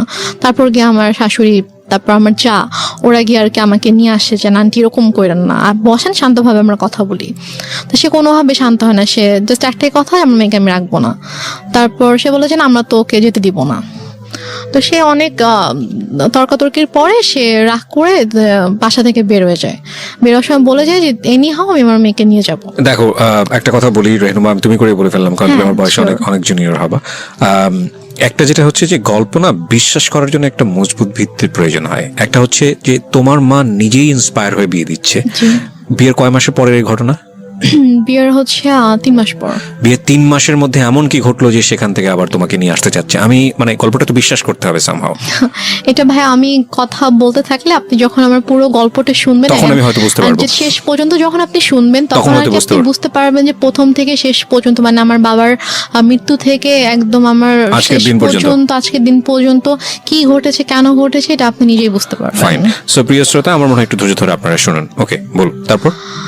তো তারপরে আম্মু ওখানে এসে সিনকেট করার পর আমরা সবাই আর কি মানসিকভাবে একটু আপসেট হয়ে পড়ি। তো তারপর আর কি আমার শাশুড়ি বলে যে চলো আমরা কিছুদিন ঢাকার বাইরে থেকে ঘুরে আসি। তো আমার শ্বশুর বাড়ি ছিল ফেনীতে। তো তারপর আমরা ফেনীতে যাই, আমি কখনো যাইনি বিয়ের পরে ওদের গ্রামের বাড়িতে। তো তারপর আমাকে ফেনীতে নিয়ে যায়, আমি আমার হাজব্যান্ড, শ্বশুর শাশুড়ি, আমরা সবাই যাই। তো যাওয়ার পর ওখানে মোটামুটি ছোটখাটো একটা অনুষ্ঠানের মতো করে আর কি, বউ দেখানোর জন্য। তো তারপর ওখানে আমি আমার শ্বশুর শাশুড়ির সাথে 15 দিনের মতো ছিলাম। তো এর মাঝে যেটা হয়, আম্মু ওদের সব রিলেটিভস লাইক ওর চাচা, চাচি, মামা, খালা, ফুপু, যত রিলেটিভ আছে সবার নাম্বার কিভাবে কালেক্ট করে ফেলে। কালেক্ট করে সবাইকে ফোন দিয়ে সে বলে যে শাহেদ ভালো না, আমার মেয়ে, ছোট একটা বাচ্চা মেয়েকে ও বিয়ে করছে, বিয়ে করে এখন ওকে টর্চার করতেছে, ওকে মারতেছে। তারপর আমার হচ্ছে চাচা শ্বশুরের ছেলেকে ফোন দিয়ে বলে যে উনি হচ্ছে পুলিশের ডিআইজি। তো ওনাকে ফোন দিয়ে কমপ্লেন করে যে আপনার ভাই আমার মেয়েকে টর্চার করে, আমি তো আপনাদের নামে মামলা করব। তো স্বাভাবিকভাবে সে যেহেতু আইনের একজন তো সে বলে যে আমি যতটুকু জানি আমার ভাই এরকম কিছু করার কথা না, ঠিক আছে আপনি যেহেতু আমার কাছে কমপ্লেন করেছেন আমি ব্যাপারটা দেখবো। তো উনি তারপর আমার হাজব্যান্ডকে, আমার শ্বশুর শাশুড়িকে কথা বলে, ওনার সাথে কথা বলে যে কি হয়েছে। তখন বলতেছে যে তুমি আমাদের কথা বিশ্বাস করবো না, তুমি বৌমার থেকে শুনো যে আমাদের কোনো দোষ নেই অথবা আমরা কিছু করি না, ওর মা এরকম সিন ক্রিয়েট করতেছে। ওর মা একটু অন্যরকম, ওর মাই এরকম ঝামেলা করতেছে, আমাদের ওর থেকে শুনো। তো ভাই আমার সাথে কথা বলে, বলার পর ভাইয়াকে বলি যে ভাইয়া এরকম কোনো সমস্যা নেই, শাহেদ আমার সাথে কোনো খারাপ ব্যবহার করেনি, আমাকে কখনো মারেনি, আর ওর সাথে আমার অনেক ভালো সম্পর্ক, কিন্তু আম্মু চাচ্ছে না যে আমি ওর সঙ্গে থাকি, এই জন্য আম্মু এরকম সিনকিট গুলো করছে, আপনি কিছু মনে করেন না, জি। আমি খুবই সরি আমার মার পক্ষ থেকে। Okay. এবং ওদের ফ্যামিলি সবার কাছে আমি খুব মানে সরি বলি যে আমার জন্য আপনাদেরকে এত কিছু সহ্য করতে হচ্ছে। মানে ওদের কাছে কন্টিনিউয়াসলি সবার থেকে ফোন আসতে থাকে, ওদের সব রিলেটিভসরা ওদেরকে ফোন দেয় যে কি তোমরা নাকি বউ আটকায় রেখে বউকে পিটাচ্ছ। তো সে যেটা করে যে ওদের মানে বাসার যে থানা ছিল ওই থানায় ফোন করে, থানার ওসিকে ফোন করে, ফোন দিয়ে বলে যে অমুক মানে অ্যাড্রেস বলে যে অমুক বাসার মধ্যে আমার মেয়েকে আটকে রাখছে, আমার মেয়েকে আমার কাছে আসতে দিচ্ছে না, আমার মেয়ে অনেক কান্নাকাটি করতেছে আমাকে ফোন দিয়ে, আপনারা প্লিজ ওখানে যান, গিয়ে আমার মেয়েকে আমার কাছে পাঠিয়ে দেন।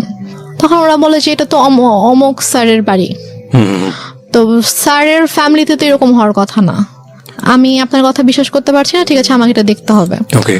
তো উনি দেন আমার ওই যে ভাসুরকে ফোন করে, ডিআইজি যিনি ওনাকে ফোন করে বলে যে স্যার এরকম একজন ফোন দিয়েছিল, এখন আমি কি করব, আমি কি যাবো আপনাদের বাসায়? তখন বলে যে আমার বাসায় যাওয়ার কোনো দরকার নেই, উনি আমাকে ফোন দিয়েছিল, আমি কথা বলেছি, এরকম কিছু নেই, তুমি চাইলে তুমি যেতে পারো, গিয়ে আমার ভাইয়ের বোর কাছ থেকে শুনে আসতে পারো যে এরকম কিছু হয়েছে কিনা। আচ্ছা। তো সে বলে না স্যার আমি এটা দরকার মনে করছি না, তো উনি আর আসে না।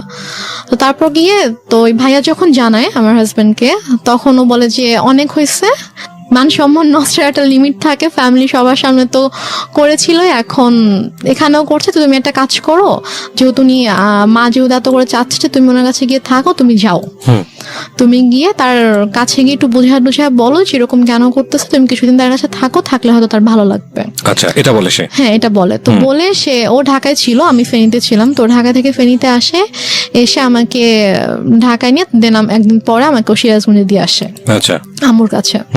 তো ওই যে আমি গেলাম, আমাকে আম্মু আর আসতে দেয় না, সে আমার হাজবেন্ডকেও আসতে দেয় না, আমাকে বলে যে নিয়ে যাবো, 15-20 দিন ছিলাম, থাকার পর থেকে তো ওই সবাই ফোন দিচ্ছে, শাশুড়ি ফোন দিচ্ছে, শ্বশুর ফোন দিচ্ছে যে ওকে পাঠান, ওকে নিয়ে আসুক। তো তারপর গিয়ে আমি আম্মুর কাছে থাকা শুরু করলাম। তারপর আমার হাজবেন্ডের সাথে অলমোস্ট মানে 3-4 মাসের মতো আমার দেখা হয়নি, কারণ আম্মু না আমাকে যেতে দিচ্ছিল ঢাকায়, না হচ্ছে ওকে আসতে দিচ্ছিল। ও আসতে চাইলে বলতেছিল যে আমার কিন্তু মানে ছোট মেয়ে, ওর কিন্তু 18 বছর হয়নি, না আমার লোক মেয়ে, আমি কিন্তু তোমার নামে মামলা করে দিব, এই ধরনের কথা বলেন? হ্যাঁ এই ধরনের হুমকি কিন্তু দেয়। যখন আপনাকে বিয়ে দেওয়া হয়েছিল সেই সময়টাতে পেপারে কি মা সাইন করেনি? না মা সাইন করেনি। বিয়েটা কিভাবে হয়েছিল? বিয়েটা হয়েছিল হচ্ছে বাসায় কাজী এসেছিল, তো কাজী বিয়ে পড়িয়েছিল, মানে সাইনও নিয়েছিল, কাবির নামে সাইনও নিয়েছিল, তারপর ওখানে 4 জন সাক্ষীও ছিল, কিন্তু মার সাইন ছিল কিনা অথবা করেছিল কিনা সেটা আমার ঠিক মনে নেই, তো মনে হয় না মা সাইন করেছিল। কারণ পরে যখন আমি যখন পেপারস দেখেছিলাম তখন দেখেছি ওখানে যে সাক্ষীদের সাইন ছিল, আমার আর আমার সাক্ষী কারা কারা হাজবেন্ডের ছিল? সাক্ষী ছিল হচ্ছে ওর 2জন আঙ্কেল ছিল সাক্ষী, আর আমার পক্ষ থেকে আমার একটা মামা আর আমার একটা ভাইয়া ছিল। ফাইন, এখানে একটা বিষয় জড়িত আছে, ওর ফ্যামিলি থেকে কি লোকজন এখানে এসেছিল? হ্যাঁ। তোর ফ্যামিলির পক্ষ থেকে ওর বাবা মা কেউ সাইন করেনি পেপারে? না, ওর বাবা মা আসেনি বিয়েতে। কেন আসেনি? বাবা মা আসেনি, বাবা তখন অনেক অসুস্থ ছিল, আর ওর মা তো রাগ করেছিল জন্য ওর মা আসেনি। Renuma, this is totally unbelievable, cause অসুস্থ হলে তো বিয়েটা পিছিয়ে যাওয়ার কথা। বিয়েটা অসুস্থ ছিল বলতে উনি হচ্ছে প্যারালাইসিস ছিল, তো উনি তো চাইলেই উনি মুভ করতে পারতো না, বাট ওর মার আসার কথা, বাট ওর মাকে ওরা কোনোভাবেই কনভিন্স করতে পারেনি। ওকে ফাইন, তো ইটস আ ওর লজিক। ভাই বোন তারপর হচ্ছে ওর আঙ্কেল আন্টিরা সবাই এসেছিল, তো ওই ফার্স্ট রিলেটিভ যে হয় তারই তো সাইন করার কথা ডকুমেন্টসে। দেনমোহর কত ছিল? দেনমোহর আমার ঠিক মনে নাই, সম্ভবত 5 লাখ ছিল। আপনার ফার্স্ট বিয়ে অথচ আপনার দেনমোহরটা মনে নাই, এটা মানুষ কিন্তু সহজভাবে নিবে না, কারণ it's a very sensitive story, that's why I am asking. এবং আপনার পক্ষ থেকে তো আপনার মার অবশ্যই সাইন থাকার কথা, যেহেতু আপনার মাই ইন্সপায়ার করছে বিয়েটা দেওয়ার জন্য, সো ওনারও সাইন নাই। তার মানে লজিক্যালি যদি আমি যাই তাহলে এখানে ওনার বিয়েতে মত ছিল না, এটা প্রথম থেকেই বোঝা যাচ্ছে, যদিও আপনার কথা অনুযায়ী বিষয়টা একদম ডিফারেন্ট। ওকে, 3 মাসের মধ্যে এত বড় কি ঘটনা ঘটে গেল যে কারণে মা তাকে নিয়ে আসবে, যেটা আমি আপনি একটু আগে বলেছেন যে পুরো গল্পটা শুনলে হয়তো বা জিনিসটা পুরোটা বুঝতে বুঝে যাবে। পারবেন আপনি। ওকে, সো আমাদের এখানে একটা ডিলেমা তৈরি হচ্ছে প্রিয় শ্রোতা, বাট আমরা এখনই কোনো রেজাল্টে না যাই, আমরা একটু সামনের দিকে যাই, দেখি লজিক্যালি মেলে কিনা। হ্যাঁ, তারপর কি হলো? তারপরে হচ্ছে আমার ওদের ফ্যামিলি থেকে সবাই আম্মুকে ফোন করতো, আম্মুকে বোঝানোর চেষ্টা করতো যে আমরা আসি সামনাসামনি কথা বলে ঠিক করার চেষ্টা করি যে দেখি ঠিক হয় কিনা, আপনি কেন এরকম করছেন। তো বাট আম্মু বলেছে আমি এই বিষয়ে কোনো কথাই বলবো না, মানে একটাই কথা ছিল তার যে আমি আমার মেয়েকে সংসার করতে দিব না, আমি আপনার ছেলের সাথে রাখবো না। ওকে, তো এদিকে আমার সাথে কথা বলতে দিত না, লাইক আমার ফোন আম্মু আমার থেকে নিয়েছিল, আমার ফোন আমার কাছে রাখতে দিত না। আমার হাজবেন্ড ফোন করতো আম্মুর ফোন করলে আমাকে কখনো দিত কখনো দিত না। তো আমি অনেক কান্না করতাম, আমার মন অনেক খারাপ থাকতো যে আমি ওখানে যেতে চাই। আমি আম্মুকে অনেক ইভেন আমি আম্মুর মানে পায়ে ধরেও কান্না করেছি, আম্মু তুমি কেন এরকম করছো আমাকে বলো। মানে সে আমাকে কোনো মানে কারণও বলতো না যে কেন সেরকম করছে। আমি বলছি আম্মু তুমি তো আমাকে বিয়ে দিয়েছো, এখন যখন আমি একটা জায়গায় গিয়েছি আমার বিয়ে হয়েছে, আমি আমার হাজবেন্ডকে অনেক ভালোবাসি, আমি ওর ফ্যামিলির সাথে অনেক ভালোভাবে মিশে গিয়েছি, তো এখন কেন তুমি সবাইকে এরকম কষ্ট দিচ্ছ, আমাকে কেন তুমি কষ্ট দিচ্ছ আম্মু। যাই হোক, তারপরে গিয়ে আম্মু যেটা করলো যে ওদের সাথে অনেক কথাবার্তা যখন হলো, ও অনেক বার রিকোয়েস্ট করলো, তো বলো ঠিক আছে তুমি সিরাজগঞ্জ আসো, এসে ওর সঙ্গে দেখা করে যাও। ওকে, তো দেন আমার হাজব্যান্ড অলমোস্ট 4 মাস পরে আমাদের বাসায় আসে, সিরাজগঞ্জে আসে। তো এসে সে আমার সঙ্গে দেখা করে, তো তখন আম্মুর সাথে কথা বলে। ও আর আমি দুজনে আম্মুর কাছে গিয়ে আম্মুর পায়ের কাছে বসে আম্মুকে বলি যে ও বলে যে আম্মু আপনি কেন এরকম করতেছেন, বলেন আপনি মানে আমি কি কোনো দোষ করেছি অথবা আমার কোনো ভুল হয়েছে যে আপনি কেন ওকে আমার থেকে দূরে রাখতেছেন, আপনি কেন এরকম করতেছেন। আম্মু বলে যে না আমি কোনো কথা শুনবো না, আমি তখন ভুল করছি, আমার বাচ্চা মেয়েকে বিয়ে দিছি, এখন আমি বুঝতেছি যে আমার ছোট একটা মেয়েকে এভাবে এত কম বয়সে বিয়ে দেওয়া উচিত হয়নি। এখন আমি চাই সে পড়াশোনা করবে, পড়াশোনা শেষ করে এস্টাবলিশড হবে, দেন সে চাইলে তার পছন্দ অনুযায়ী কাউকে বিয়ে করবে, কিন্তু আমি যেটা ভুল করেছি আমার সেই ভুলটা শুধরাতে হবে। সে ওর সাথে সায়দার সাথে অনেক রুড বিহেভ করে। আপনি কি করেন ওই সময়টাতে? আমি জাস্ট তখন আমি ওকে নিয়ে আমার রুমে চলে আসি, এসে বলি যে তুমি এখান থেকে চলে যাও, এভাবে অপমানিত হওয়ার কোনো মানে হয় না, তুমি চলে যাও, তোমার আশা লাগবে, আমি যদি আম্মুকে বুঝাতে পারি আমি চলে আসবো। আপনাদের আর কোনো আত্মীয়স্বজন ছিল না আশেপাশে যারা আপনাদেরকে বিয়ে দিয়েছে, তারা কোনো স্টেপ নিচ্ছিল না? কেউ তো কিছু জানতো না, আর আপুর সাথে তো আমার টোটালি কথাবার্তা ওরকম কথা হতো না, কারণ আপুকে আম্মু বলেছিল যে আম্মু আমাকে বিয়ে দেয়নি, আমি নিজের ইচ্ছে বিয়ে করেছি, বা আমি পালিয়ে গিয়েছিলাম, সেখান থেকে আম্মু আমাকে নিয়ে এসে আমাকে বিয়ে দিয়েছে। ওকে, ওই জন্য আপু রাগ করে আমার সাথে কথা বলতো না আর কি। আর আমি যে তারপরে যে আমি কারো কাছে হেল্প চাইবো অথবা ফোন করবো, এটা আমার ছিল না। আমি যে কোথাও একা একা বাসা থেকে বের হয়ে আমি যে কারো কাছে একটা যাবো, গিয়ে যে আমি খুলে বলবো ঘটনা, অথবা আমি যে বাসা থেকে পালিয়ে চলে যাবো ঢাকায়, ওইরকম তখন হয়তো আমি অনেক ছোট ছিলাম, ওইরকম কোনো সাহস আমার ছিল না, অথবা আমি যে যাবো এরকম কোনো একটা সিচুয়েশন ছিল না। কারণ ফাইন, আমরা এই পার্টটাতে কিছু জিনিসের সমাধান পাচ্ছি না, cause it's one kind of mystery. আরেকটা বিষয় সেটা হলো যে ছেলে তো ম্যাচিউর ছিল, তো ছেলে যদি ম্যাচিউর থাকে তাহলে ছেলের একটা, এবং মেয়েরও দেখলাম যে ওখানে মানে আমাদের রেহনুমারও একটা ইচ্ছা ছিল, মানে শাহেদ ম্যাচিউর, রেহনুমার ম্যাচিউর বয়স যে নেওয়ার জন্য ট্রাই করছে আমাকে, তো তখন আম্মু ওকে একটা শর্ত দেয়, আমার হাজব্যান্ডকে একটা শর্ত দেয়, এবং আমার আম্মু জানে যে এই শর্তটা কখনোই ও মানবে না। শর্তটা ছিল হচ্ছে যে ও বলে যে তুমি যদি রেনুমাকে নিয়ে থাকতে চাও তাহলে তোমাকে আলাদা থাকতে হবে।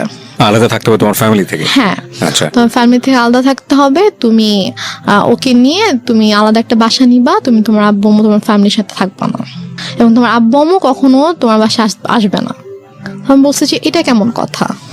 তো বলে যে আপনি যদি ওকে নাও দেন তারপর আমি কখনো বাবা মাকে ছেড়ে আমি আলাদা বাসা যাবো না, কারণ আমার বাবা মা আমার কাছে অবশ্যই আগে।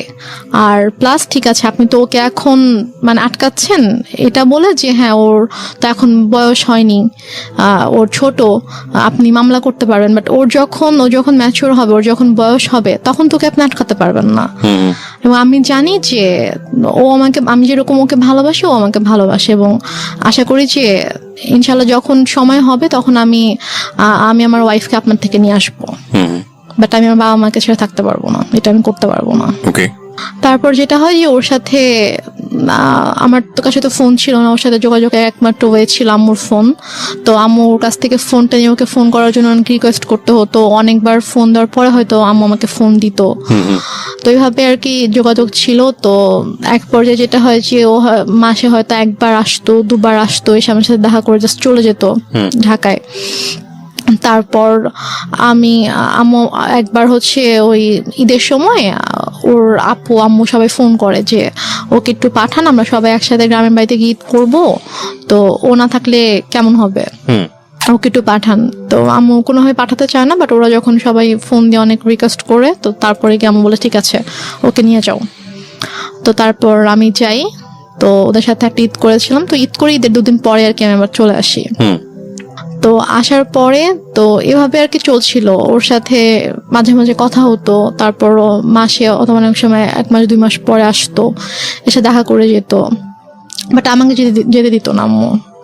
তো এদিকে আমার পরীক্ষা চলে আসছে, মানে এটা হচ্ছে 2011-তে আমার পরীক্ষা ছিল, এসএসসি পরীক্ষা ছিল। তো তারপর আমি কোনো রকমে স্কুলে যেতাম না, আমি জাস্ট বাসায় পড়তাম, পড়ে পরীক্ষা দিলাম। তো এরপরে যেটা হয়, হঠাৎ করে আম্মু টোটালি যোগাযোগ বন্ধ করে দেয়। ওকে বলে যে তুমি আর আসবা না ওর সাথে দেখা করতে। তো বলে যে হঠাৎ করে কেন, বলছে যে আসবা না, তুমি আর এসো না, আসলে তুমি যদি আসো এখানে অনেক বড় সিন ক্রিয়েট হবে, আমি পুলিশ ডাকবো, তুমি আসবা না। এটা আপনার মা বলে? হ্যাঁ, এটা আমার মা শাহেদকে বলে। তো ও যেটা করে, ও আসে না, কারণ ওদের সবচেয়ে বড় ভয়টা ছিল যে মান সম্মানের ভয়, যে যাবো পুলিশ ডাকবে, মান সম্মান নষ্ট, মানুষ জানতে পারবে, যে এটা তো খুবই বাজে একটা ব্যাপার হবে আসলে। তো ও আর আসে না, আম্মুকে ফোন দিত, আম্মু আমাকে ফোন দিত না। তো ওর সাথে অলমোস্ট হচ্ছে আমার প্রায় 7-8 মাসের মতো টোটালি কোনো কথা হয় না, মানে একদমই কথা হয় না। ও আসেও না, ওর সাথে আমার কোনো কথা হয় না। তো তারপর গিয়ে আমার আপু হচ্ছে দেশে আসে 2012 সালের মেবি আগস্টের দিকে আমার আপু দেশে আসে। তো আপু আসার হচ্ছে 2-3 মাস আগে আবার আমার সাথে সাথে কথা হয়। আমি আম্মুর ফোন থেকে ওর সাথে কথা বলি। তো আম্মু যখন জানতে পারে যে হচ্ছে আপু আসতেছে, তখন আর কি ওর সাথে কথা বলে যে তো ওর আপু আসতেছে, তো ওর আপু যদি আসে, মানে আপু বলছিল যে ঠিক আছে, তো যেহেতু বিয়ে করে ফেলছে, মানে আপু জানে যে আমি যেখানে আছি, আমি অ্যাকচুয়ালি কিভাবে আছি আম্মুর কাছে এটা জানে না। আপুকে বলা হয়েছে যে ওর তো শ্বশুর শাশুড়ি ভালো না, ও শ্বশুর বাড়িতে থাকতে সমস্যা হয়, তো ছোট মেয়ে, এজন্য ওকে নিয়ে আসছি, ও এখানে থাকবে, পড়াশোনা করবে, তারপর গিয়ে হয়তো ঢাকায় ভর্তি হবে। আচ্ছা, এটা বলছে যে তা তখন যাবে, এখন তো ছোট অনেক। তা আপু জানে এটা, আপু মোটামুটি তখন নর্মাল হয়েছে, আমার সাথে মোটামুটি একটু কথা বলে। তো তারপর আর কি আপু যখন আসে, তা আপু আসার আগে আবার ওর সাথে সে নর্মাল হয়ে যায়, কারণ আপুকে তো দেখাইতে হবে। মানে তার প্ল্যানিংটা ছিল আসলে অন্যরকম, সেটা আমি বলছি, বললে বুঝতে পারবেন। তো সে যেটা করে, সে শাহেদার সাথে কথা বলে যে বাবা যাই হয়েছে তুমি আসো, তুমি সিরাজগঞ্জে আসো। তো ও সিরাজগঞ্জে আসে, আসার পরে 2 দিন ছিল, তারপর ওকে বলে যে দেখো ওর আপু আসবে, আপু আসলে কিন্তু আপুর সাথে ভালো করে কথা বলবা, যেগুলো হয়েছে এগুলো কিছু জানানোর দরকার নাই, আমি ইনশাল্লাহ সবকিছু ঠিক করে দিব, যাই হয়েছে ওগুলো ভুলে যাও, আমি তোমাদের সবকিছু ঠিকঠাক করে দেবো। আপু আসলে হয়তো আমরা বড় করে একটা অনুষ্ঠান করতে পারি, যেহেতু তোমাদের ওরকম বড় কোনো অনুষ্ঠান হয়নি, তো বড় করে একটা অনুষ্ঠান করতে পারি, তো করলে তখন সব ঠিকঠাক হয়ে যাবে। তো এটা বলে, তো বলার পরে আপু যখন আগস্টে আসে, আপু মানে যেদিন আপু ঢাকায় আসে, আসার পরে হচ্ছে আপু শ্বশুরবাড়ি ঢাকাতে, তো 2 দিন পরে আপু যখন আমাদের সিরাজগঞ্জে যখন আসবে, তো ওই দিন হচ্ছে শাহেদেরও আসার কথা। তো শাহেদ বলছে যে আম্মুকে ফোন দিয়ে বলছে যে আম্মু আমার একটা কাজ পড়ে গেছে, মানে ওদের হচ্ছে একটা প্রিন্টিং প্রেস ছিল, তো ওই প্রেসে হচ্ছে যে ওদের একটা অর্ডার ছিল, অনেক বড় একটা অর্ডার ছিল, তো ওটা হচ্ছে কমপ্লিট হয়নি। এখন ও যদি ওখান থেকে চলে আসে, তাহলে দেখা যাবে যে ওই কাজটা হবে না, তো অনেক বড় লস হয়ে যাবে। তো বলছে যে আম্মু আমার তো কাজ শেষ হতে তো সন্ধ্যা হয়ে যাবে, তো ওর চেয়ে ভোরবেলা রওনা দেওয়ার কথা। তো আমি রাতে আসি, সন্ধ্যাবেলা কাজটা শেষ করে আমি হয়তো 8টার দিকে রওনা দিলাম, দিয়ে আমি রাতের মধ্যে চলে আসবো। আপুদেরকে একটু বললেন আমি চলে আসবো, সমস্যা নেই, কিছু মনে করতে মানা করেন। আমি বলে যে এখন আসবা, বলছে যে আমি আসলে তো এখানে মানে কাজ দেখতে পারবে না, সমস্যা হয়ে যাবে। বলে যে এখন আসতে হবে, আমি জানি না, আমার বড় মেয়ে 12টার মধ্যে চলে আসবে, মানে এটা সকাল 10টার দিকের কথা আর কি, তুমি এখন রওনা দাও, তুমি চলে আসো, তোমার তো 3-4 ঘন্টার বেশি লাগবে না, তুমি চলে আসো। সমস্যা নেই। ও বলছে যে আম্মু আমার পক্ষে এখন আসা সম্ভব না, আমি আসলে আমার কাছে দেখার কেউ নাই। তো এটা নিয়ে অনেক তর্কাতর্কি হয়। তো হওয়ার পরে লাস্টে গিয়ে আম্মু ওকে বলে যে তোকে আমি এখন বলছি তুই এখন আসবি। রেগে যায় আর কি। রেগে যায়, আম্মু রেগে ওকে তুই তো করে শুরু করে, বলে যে তোকে আমি বলছি তুই এখন আসতে হবে। এবং ওর এটা নিয়ে খুব মানে ইয়া হয়, ওর ইগোতে লাগে যে তোমার শাশুড়িকে আমাকে তুই করে কথা বলবে। তো বলে যে আম্মু আমি যাবো না। বলছে তুই যদি এখন না আসিস, এখন যদি রওনা না দিস, তুই যদি এখন না আসিস তাহলে তুই জীবনও এখানে আসবি না, তুই ভুলে যা আমার মেয়েকে, তুই জীবনে আসতে পারবি না, আমি তোদের রিলেশন জীবনও ঠিক করবো না, তুই আসবে জীবনে আসতে পারবে না। তো বলছে যে আম্মু মানে এটা তো বুঝতে হবে, আমার সমস্যাটা যদি আপনি না বুঝেন তাহলে তো আমার কিছু করার নেই। তো তারপরও মানে ও চেষ্টা করে বুঝাইতে, বাট আম্মু বলেছে না এনিহাও আসতে হবে। তো বলেছে আমার পক্ষে সম্ভব না আসা। তো যাই হোক ও ফোনটা রেখে দেয়। তো আপুরা চলে আসে। তো আপুরা আসার পরে আপুদেরকে যেটা বলে সেটা হচ্ছে যে ও বলছে যে আপনার মেয়ে আসছে তো আমি কি করব, আমার কেন যাইতে হবে, আমি যাইতে পারবো না আপনার মেয়ের সাথে দেখা করতে। আপনার বড় মেয়েকে বললেন তার যদি আমার সাথে দেখা করতে হয় সেজন্য আমার বাসায় এসে আমার সঙ্গে দেখা করে, বাট এটা কিন্তু ও বলেইনি। তারপরে গিয়ে বলে যে আপু তো এটা শুনে খুব হার্ট হয় যে কেন এটা বলবে, ও আমাদের ছোট, ওকে আমরা নিজেরা ডাকলাম যে হ্যাঁ আম্মু ওকে আসতে বললো, আমরা ওর সাথে দেখা হয়নি, ওর সাথে দেখা করব, তো ওর ফ্যামিলির সাথেও দেখা করব, তো কেন এভাবে রিয়াক্ট করছে। তো তারপরে গিয়ে বলে যে হ্যাঁ তোমাকে তো বলছিলামই ছেলে ভালো না, ছেলের মা ভালো না, ছেলে এরকমই, দেখছো কিরকম বেয়াদব। মানে আম্মু এটা করছে যে সম্পূর্ণ ইচ্ছাকৃত ভাবে।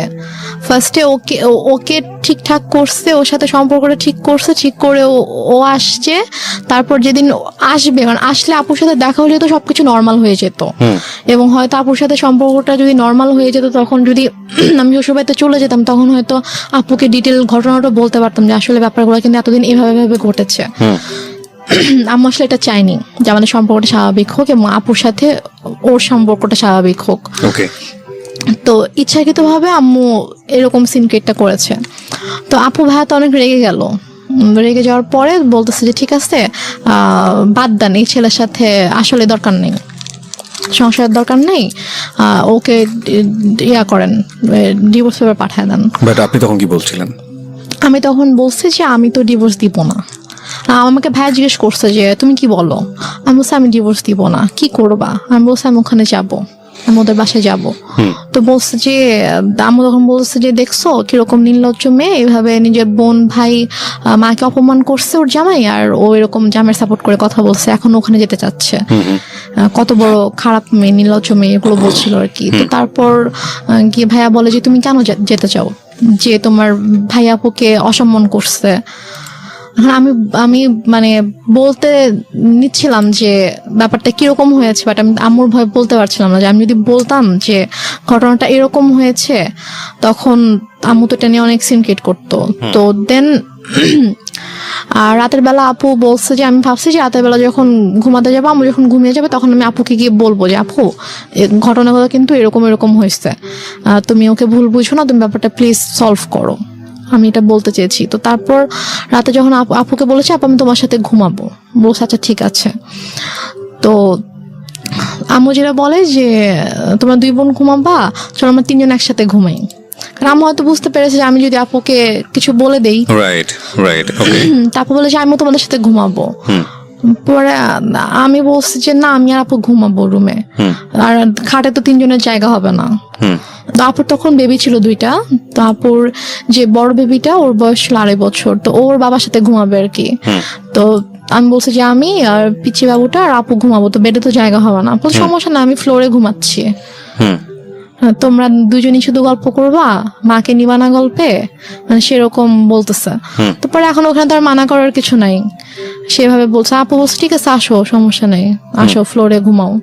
তো সে ফ্লোরে বেড করছে, আমি আপুকে বলতে পারলাম না, যে যেটা বলতে চেয়েছি বলতে পারলাম না। তো তারপর আমি অনেকবার চেষ্টা করেছি, আপু যে কয়দিন দেশে ছিল, আপু আমাদের বাসায় 2 দিন ছিল, তো ওই 2 দিনেও পারিনি। তারপর আপু যাওয়ার আগে যখন আমি ঢাকায় এসেছিলাম আম্মুর সাথে আপুর শ্বশুর বাড়িতে, তখন আমি বলার চেষ্টা করেছি, আমি সুযোগ পাইনি, মানে আম্মু আমাকে সুযোগটা দেয়নি, আমি আপুর সাথে একা কোনোভাবে কথা বলবো ওই সুযোগটা দেয়নি। ঢাকায়ও যখন আমরা ঘুমিয়েছে, আম্মু আমাকে নিয়ে ঘুমিয়েছে একটা রুমে। আর আপুর সাথে যখন দিনের মধ্যে স্বাভাবিকভাবে ওরা অনেক বিজি ছিল, তারপর আমি ট্রাই করেছি, সুযোগও পেয়েছি অনেক, বাট আম্মু কোনো না কোনো ভাবে আমাকে কথা বলতে দেয়নি আর কি। তো আমি যাই হোক আমি কথা বলতে পারিনি।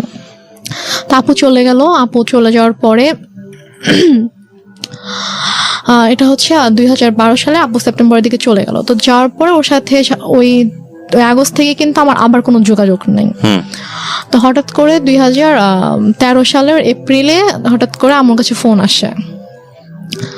আসে যে আমার শ্বশুর অনেক অসুস্থ, উনি হসপিটালে ভর্তি এবং ডক্টর বলেছে যে হয়তো 2-1 দিনের মধ্যে, মানে আইসিইউতে ছিল, যে 2-1 দিনের মধ্যে হয়তো সে আর ইয়া করবে না। তো উনি নাকি যখন মানে অসুস্থ হয়ে যায় আইসিইউতে যাওয়ার আগে নাকি উনি বলেছে যে মানে আমাকে দেখতে চায়, আমার কথা বলেছে যে ওকে একবার দেখতে চাই, ওকে একটু নিয়ে আসো। তো এই জন্য ওরা আবার ওদের বাবাকে প্রচন্ড ভালোবাসতো আর কি। তো ওরা সবাই আম্মুকে ফোন দিয়ে মানে এটাও বলছে, আন্টি আপনার পায়ে ধরি প্লিজ আপনি ওকে পাঠান, ওকে আব্বু দেখতে চাইছে।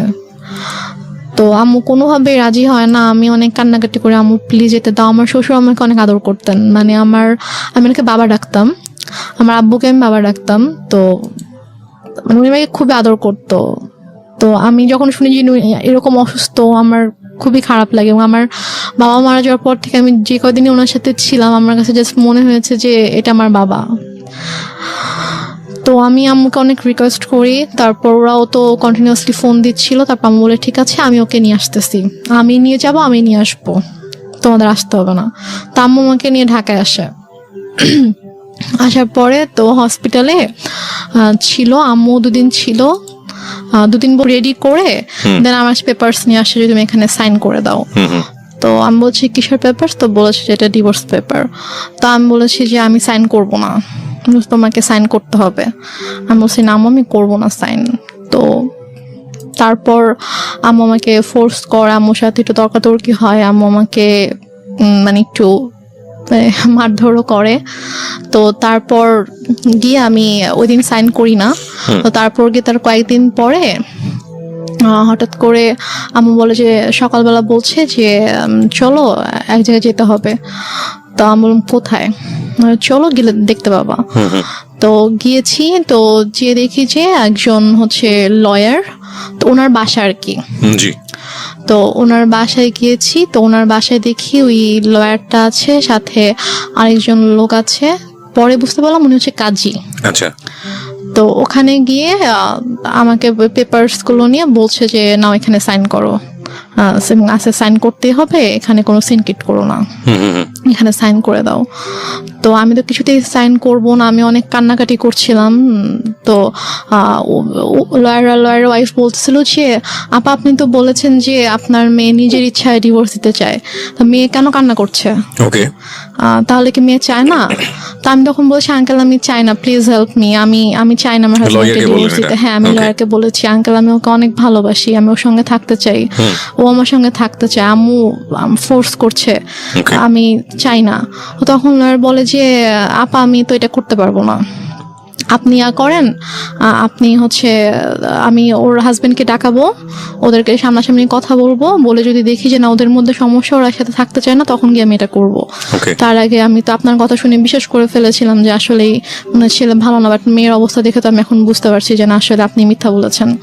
সে বলে যে আমি আপনাকে টাকা দিচ্ছি, আপনি আমার কাজ করবেন। সে বলে আপা আমি এটা করতে পারবো না। তো এটা নিয়ে আম্মু ওনার সাথে অনেক তর্কাতর্কি করার পর এক পর্যায়ে উনি বলে যে দেখেন আমার মেয়ে ছোট ছিল, ও কিছু বুঝতেছে না, ওকে কিভাবে বুঝাইছে, ছেলেটা এরকম ভালো না, আপনি প্লিজ করেন, এটা করেন। আর আপনি ইমোশনাল কেন হচ্ছেন, এটা আপনার কাজ, আমি আপনাকে টাকা দিয়েছি কাজটা করার জন্য, সো আপনি কাজটা করেন। তো এখন লয়ার বলো ঠিক আছে। তো তারপর আমাকে অনেক বুঝাইলো যে দেখো যেহেতু এখন যাচ্ছে না, এখন কি করবা? তো লয়ার ওয়াইফ এসে আমাকে বলতেছে যে এখন মার কথা শুনতে হয়, মা যেহেতু বলছে, মা তো তোমার ভালোর জন্যই কিছু বলতেছে, মা তো তোমার খারাপ চাইবে না, তুমি হয়তো বুঝতে পারছো না, তুমি ছোট মানুষ, বাট তোমার আম্মু তো বুঝবে, সো থাক এরকম করো না, তুমি করো, সাইন করে দাও।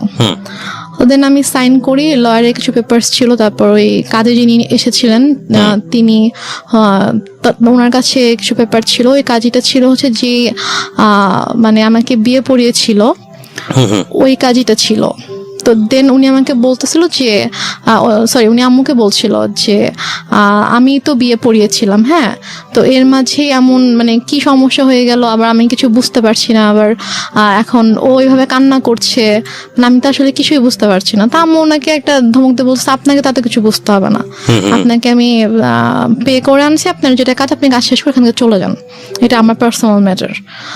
তো তারপর যাই হোক ওখানে আমি এক পর্যায়ে আমি সিগনেচার করে দিই, করে আমরা বাসায় চলে আসি। তো বাসায় চলে আসার পরে আম্মু ওকে পেপারস গুলো তো অফিসিয়ালি পাঠিয়ে দেওয়া হয় শাহেদের কাছে।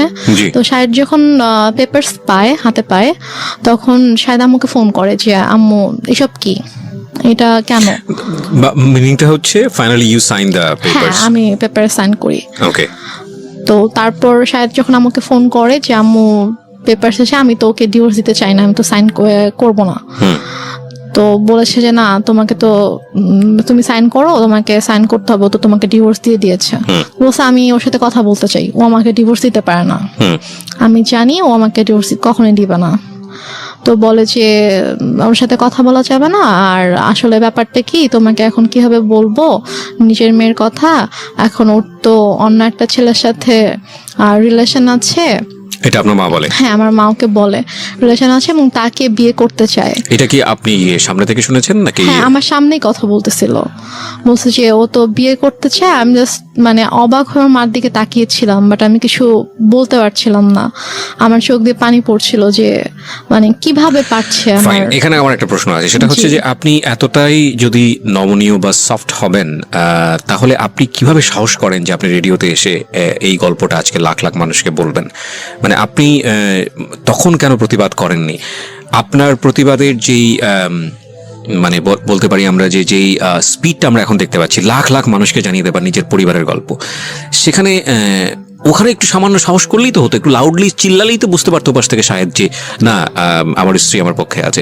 সেটুকু সাহস কি ফ্যামিলিতে ছিল না? সেটুকু সাহস আসলে আমার তখন ছিল না। এবং আমার এর পরের ঘটনায় যেটা শুনলে আপনি যেটা বুঝতে পারবেন যে তখন আমি যেই স্টেপটা নিয়েছিলাম, অথবা তখন আমার মধ্যে যে পরিবর্তনটা এসেছিল, যে চিন্তাধারার যে পরিবর্তনটা এসেছিল, সেটা যদি আমার ওই মুহূর্তে আসতো তাহলে যে আমার আম্মু আমার সাথে এত কিছু করতে পারতো না। এবং আমার এটা কিন্তু একটা ইন্টারেস্টিং বিষয় প্রিয় শ্রোতা, পরিবারের যে সদস্যরা সাধারণত মুখ বুজে থাকে, কথা বলতে পারে না বা প্রতিবাদ করা উচিত সেটা বোঝে সে পারে না প্রতিবাদ করতে, এরা কিন্তু ধীরে ধীরে ধীরে ধীরে এমন একটা পর্যায়ে চলে যায় এবং এমন ভাবে আউটব্রাস্ট করে যখন আসলে আপনি চিন্তাও করতে পারবেন না ওর আউটব্রাস্টটা কতটা ভয়ানক হতে পারে। ওর ক্ষেত্রেও হয়তো বা বিষয়টা সেরকমই হয়েছে।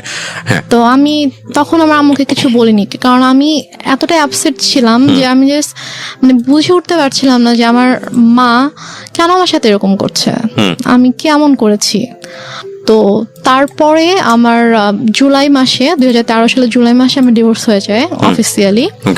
তো তারপর জুলাইয়ের পর থেকে আর কি আমার মা আমাকে ধীরে ধীরে বলে যে মানে আমার যে কিছু গহনা ছিল সেগুলো তো আমার মায়ের কাছেই ছিল, সেগুলো আমার মায়ের আলমারিতে ছিল, বাট আমার আব্বু আমাদের নামে কিছু মানে আমার বোনের নামে কিছু প্রপার্টি রেখে গিয়েছিল আর কি।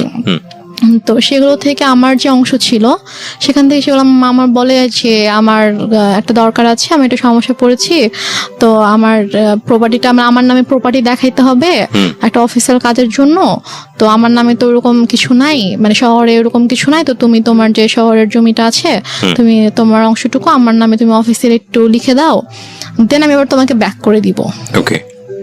তো আমি ভেবেছি হয়তো সত্যি কোনো সমস্যা হয়েছে, এজন্য হয়তো চাচ্ছে। আমার আসলে মানে আমি বুঝে উঠতে পারিনি যে এটার মাঝে যে কি ছিল, এটা কেন আম্মু এরকম করছে। তো আমি সরল বিশ্বাসে আমি লিখে দিই, আম্মু আমাকে পেপারস নিয়ে আসে, কিছু স্ট্যাম্প নিয়ে আসে, তো স্ট্যাম্পে আমি সিগনেচার করে দিই। তো নিয়ে আসার পর একদিন আবার রেজিস্ট্রার অফিসেও যেতে হয়, তো ওখানে কেউ কিছু সাইন করতে, ওখানে সাইন করে দিই। আম্মু আমাকে বলেছে কয়েক মাস পর এটা আবার আমার নামে দিয়ে দিবে।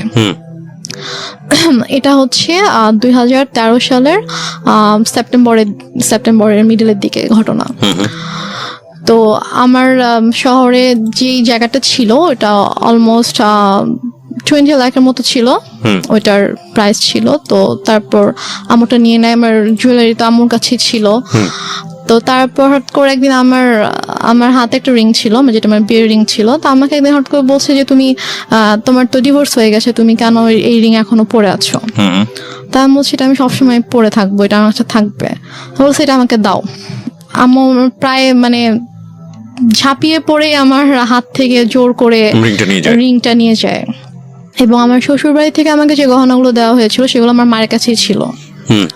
তো তারপর নিয়ে যায়, তারপর হচ্ছে আমার কাছ থেকে আমার যে জমি ছিল শহরে যেটা ছিল ওটাও নিয়ে যায়। তারপর আমার দাদুর বাড়িতে আমাদের নামে যেটা ছিল, মানে আমার নামে আলাদা করে যেটা ছিল সেটাও আম্মু হঠাৎ করে একদিন বলে যে আমার কিছু টাকা দরকার, তো ওইটা তোমার চাচার কাছে সেল করে দিব, তোমার চাচার সাথে কথা হয়েছে, উনি আমাকে ক্যাশ দিবে, তো ওনাকে তোমার ওই জমিটা ওনার নামে লিখে দিতে হবে। লিখে দিলে উনি আমাকে ক্যাশ দিবে, আমার কিছু ক্যাশ দরকার। আমি সেটাও মানা করি না, আচ্ছা ঠিক আছে। আমি গিয়ে ওখানে আমার দাদুর বাড়ি ওখানকার রেজিস্টার অফিসে গিয়ে ওখানে সাইন করে দিই, আমার চাচা তাকে ক্যাশ দেয়, তারপর চলে আসি। তো বলা যায় তখন থেকে আমার কাছে কিছুই নেই, লাইক আমার নামে কোনো জায়গা জমি টাকা পয়সা কোনো গহনা কিছুই নেই আমার কাছে। আমি একদমই মানে নিঃস্ব হয়ে গেছি বলা চলে। আর আমি পড়াশোনাও করতাম না, কারণ আমি পড়াশোনা করার মতো মানসিক অবস্থায় ছিলাম না। আর আপুর কাছ থেকে আম্মু পার মান্থ অনেক বড় একটা অ্যামাউন্ট নিত আমার স্টাডি পারপাস, যে ওর জন্য 3টা টিচার রাখা হয়েছে। এটা আপনার বড় বোনের কাছ থেকে নিত? হ্যাঁ, বড় বোনের কাছ থেকে নিত। আপু তো এমনিতেই আমার জন্য টাকা পাঠাতো, বাট এক্সট্রা করে নিত যে 3টা টিচার রাখা হয়েছে, তো ওদেরকে অনেক বড় অ্যামাউন্ট পে করতে হয়, তো ওর জন্য এটা পাঠাবা। তো আপু সেটাও পাঠাইতো, বাট আমার কিন্তু কোনো টিচার ছিল না, আমি তো পড়তাম না। তো তারপরে গিয়ে যেটা হয়, আমার থেকে যখন আম্মু সবকিছু নিয়ে নেয়, তো তারপর কিছুদিন পর থেকে আম্মু মানে একটু অন্যরকম কথাবার্তা শুরু করে আর কি। টেল মি ফ্র্যাঙ্কলি, যেটা আপনার সঙ্গে হয়েছে, মানে কি বলেছে অন্যরকম বলতে আমি বুঝবো না, ঘটনা জানতে চাই। What happen? ঘটনা হচ্ছে আম্মু হঠাৎ করে একদিন আমাকে অনেক বাজে একটা প্রপোজাল দেয়। কি বলে? আম্মু আমাকে একদিন, আমি আমার রুমে ছিলাম, তো আমাকে এসে বলছে যে মানে একজনের নাম বলেছে যে অমুক বলেছে সে তোমার সঙ্গে তোমাকে সে 10,000 টাকা দিবে। Are you sure? জি। তো ফার্স্ট অফ অল আমি একটু থামাচ্ছি আপনাকে, বিকজ এটা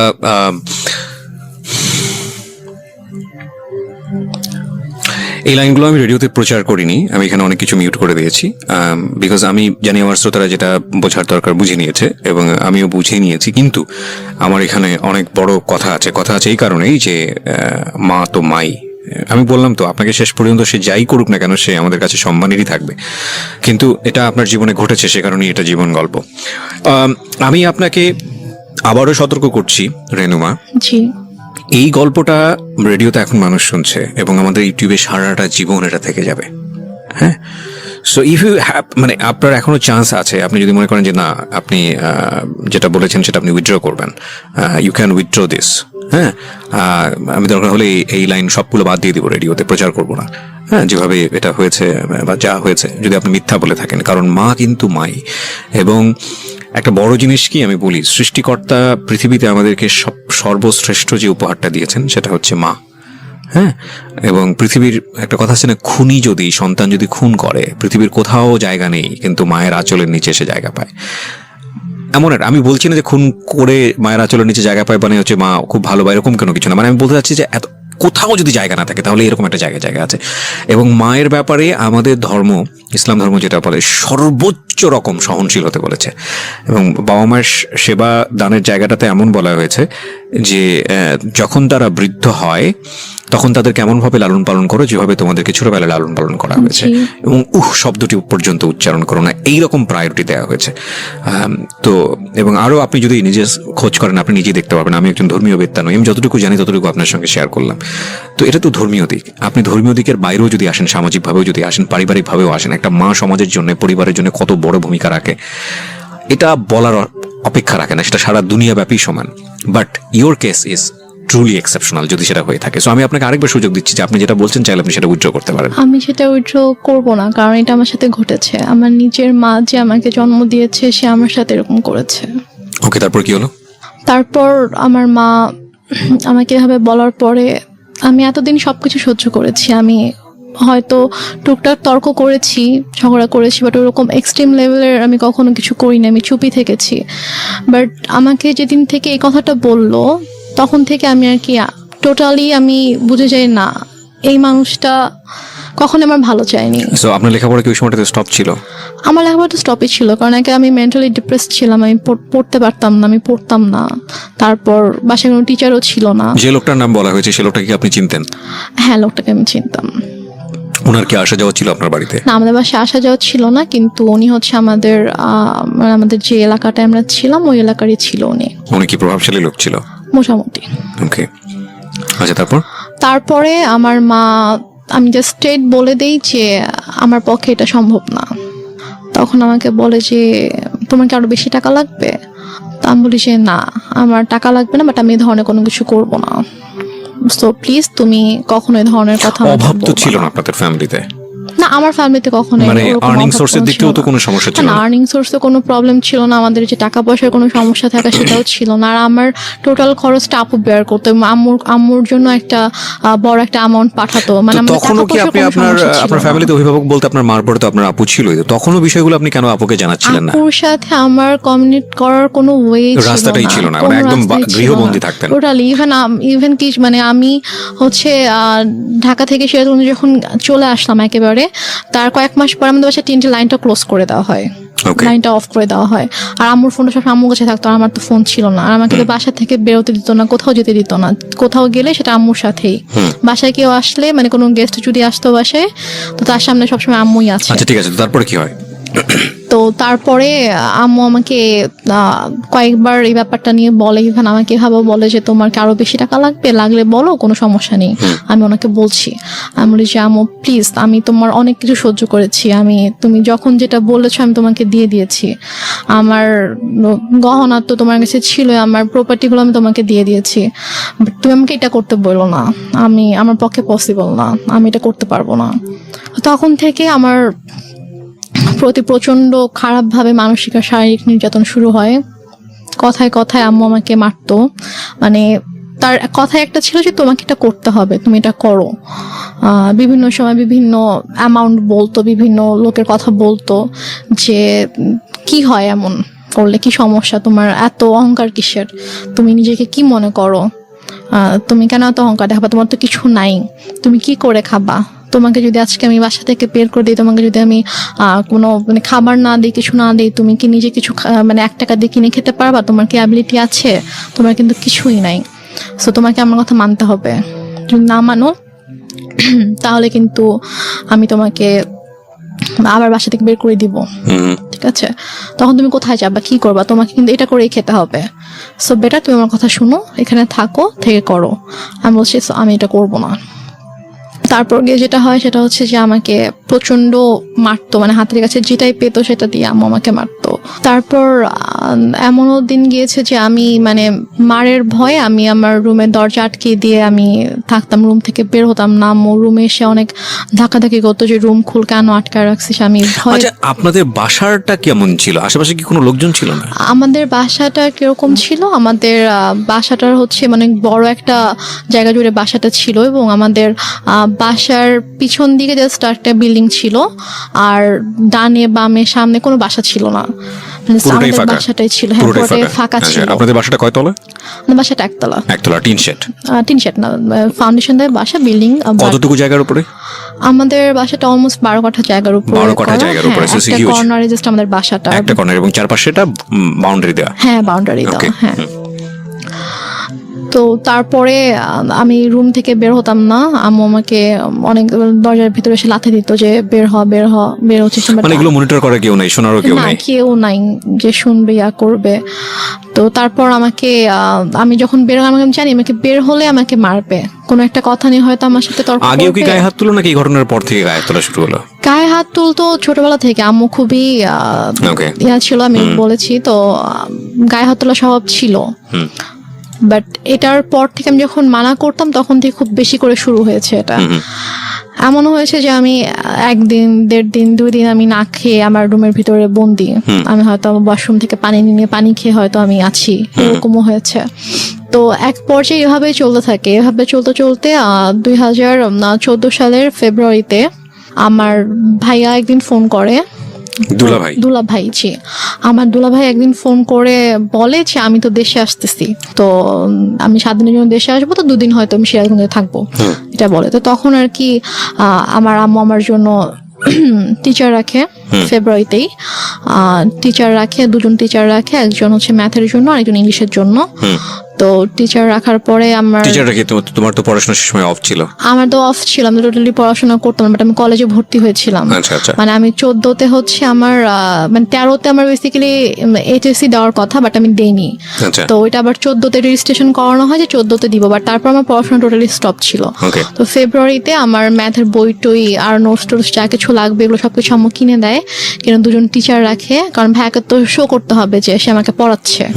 তারপর ভাইয়া মার্চে আসার পরে, তো ভাইয়া ঢাকায় আসার 2 দিন পরে আমাদের বাসায় আসে, সিরাজগঞ্জে আসে।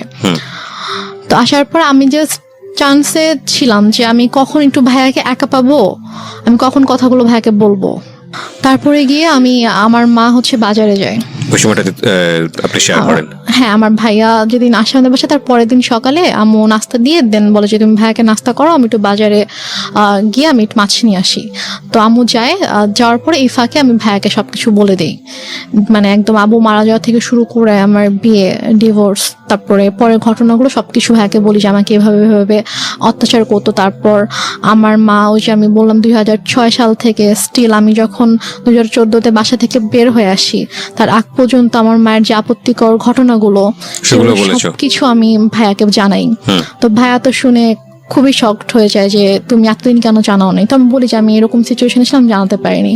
তো ভাইয়া তখন বলে ঠিক আছে, কোনো সমস্যা নেই, আমি ঢাকায় যাচ্ছি, আমি ঢাকা যাওয়ার পরে তুমি জাস্ট চুপ থাকো, তুমি মানে বুঝতে দিও না যে তো আমি জানি, নাহলে তোমাকে মেরে ফেলবে, তোমার ক্ষতি করবে, তুমি জাস্ট বুঝতে দিও না যে আমি সবকিছু তুমি আমাকে বলেছো।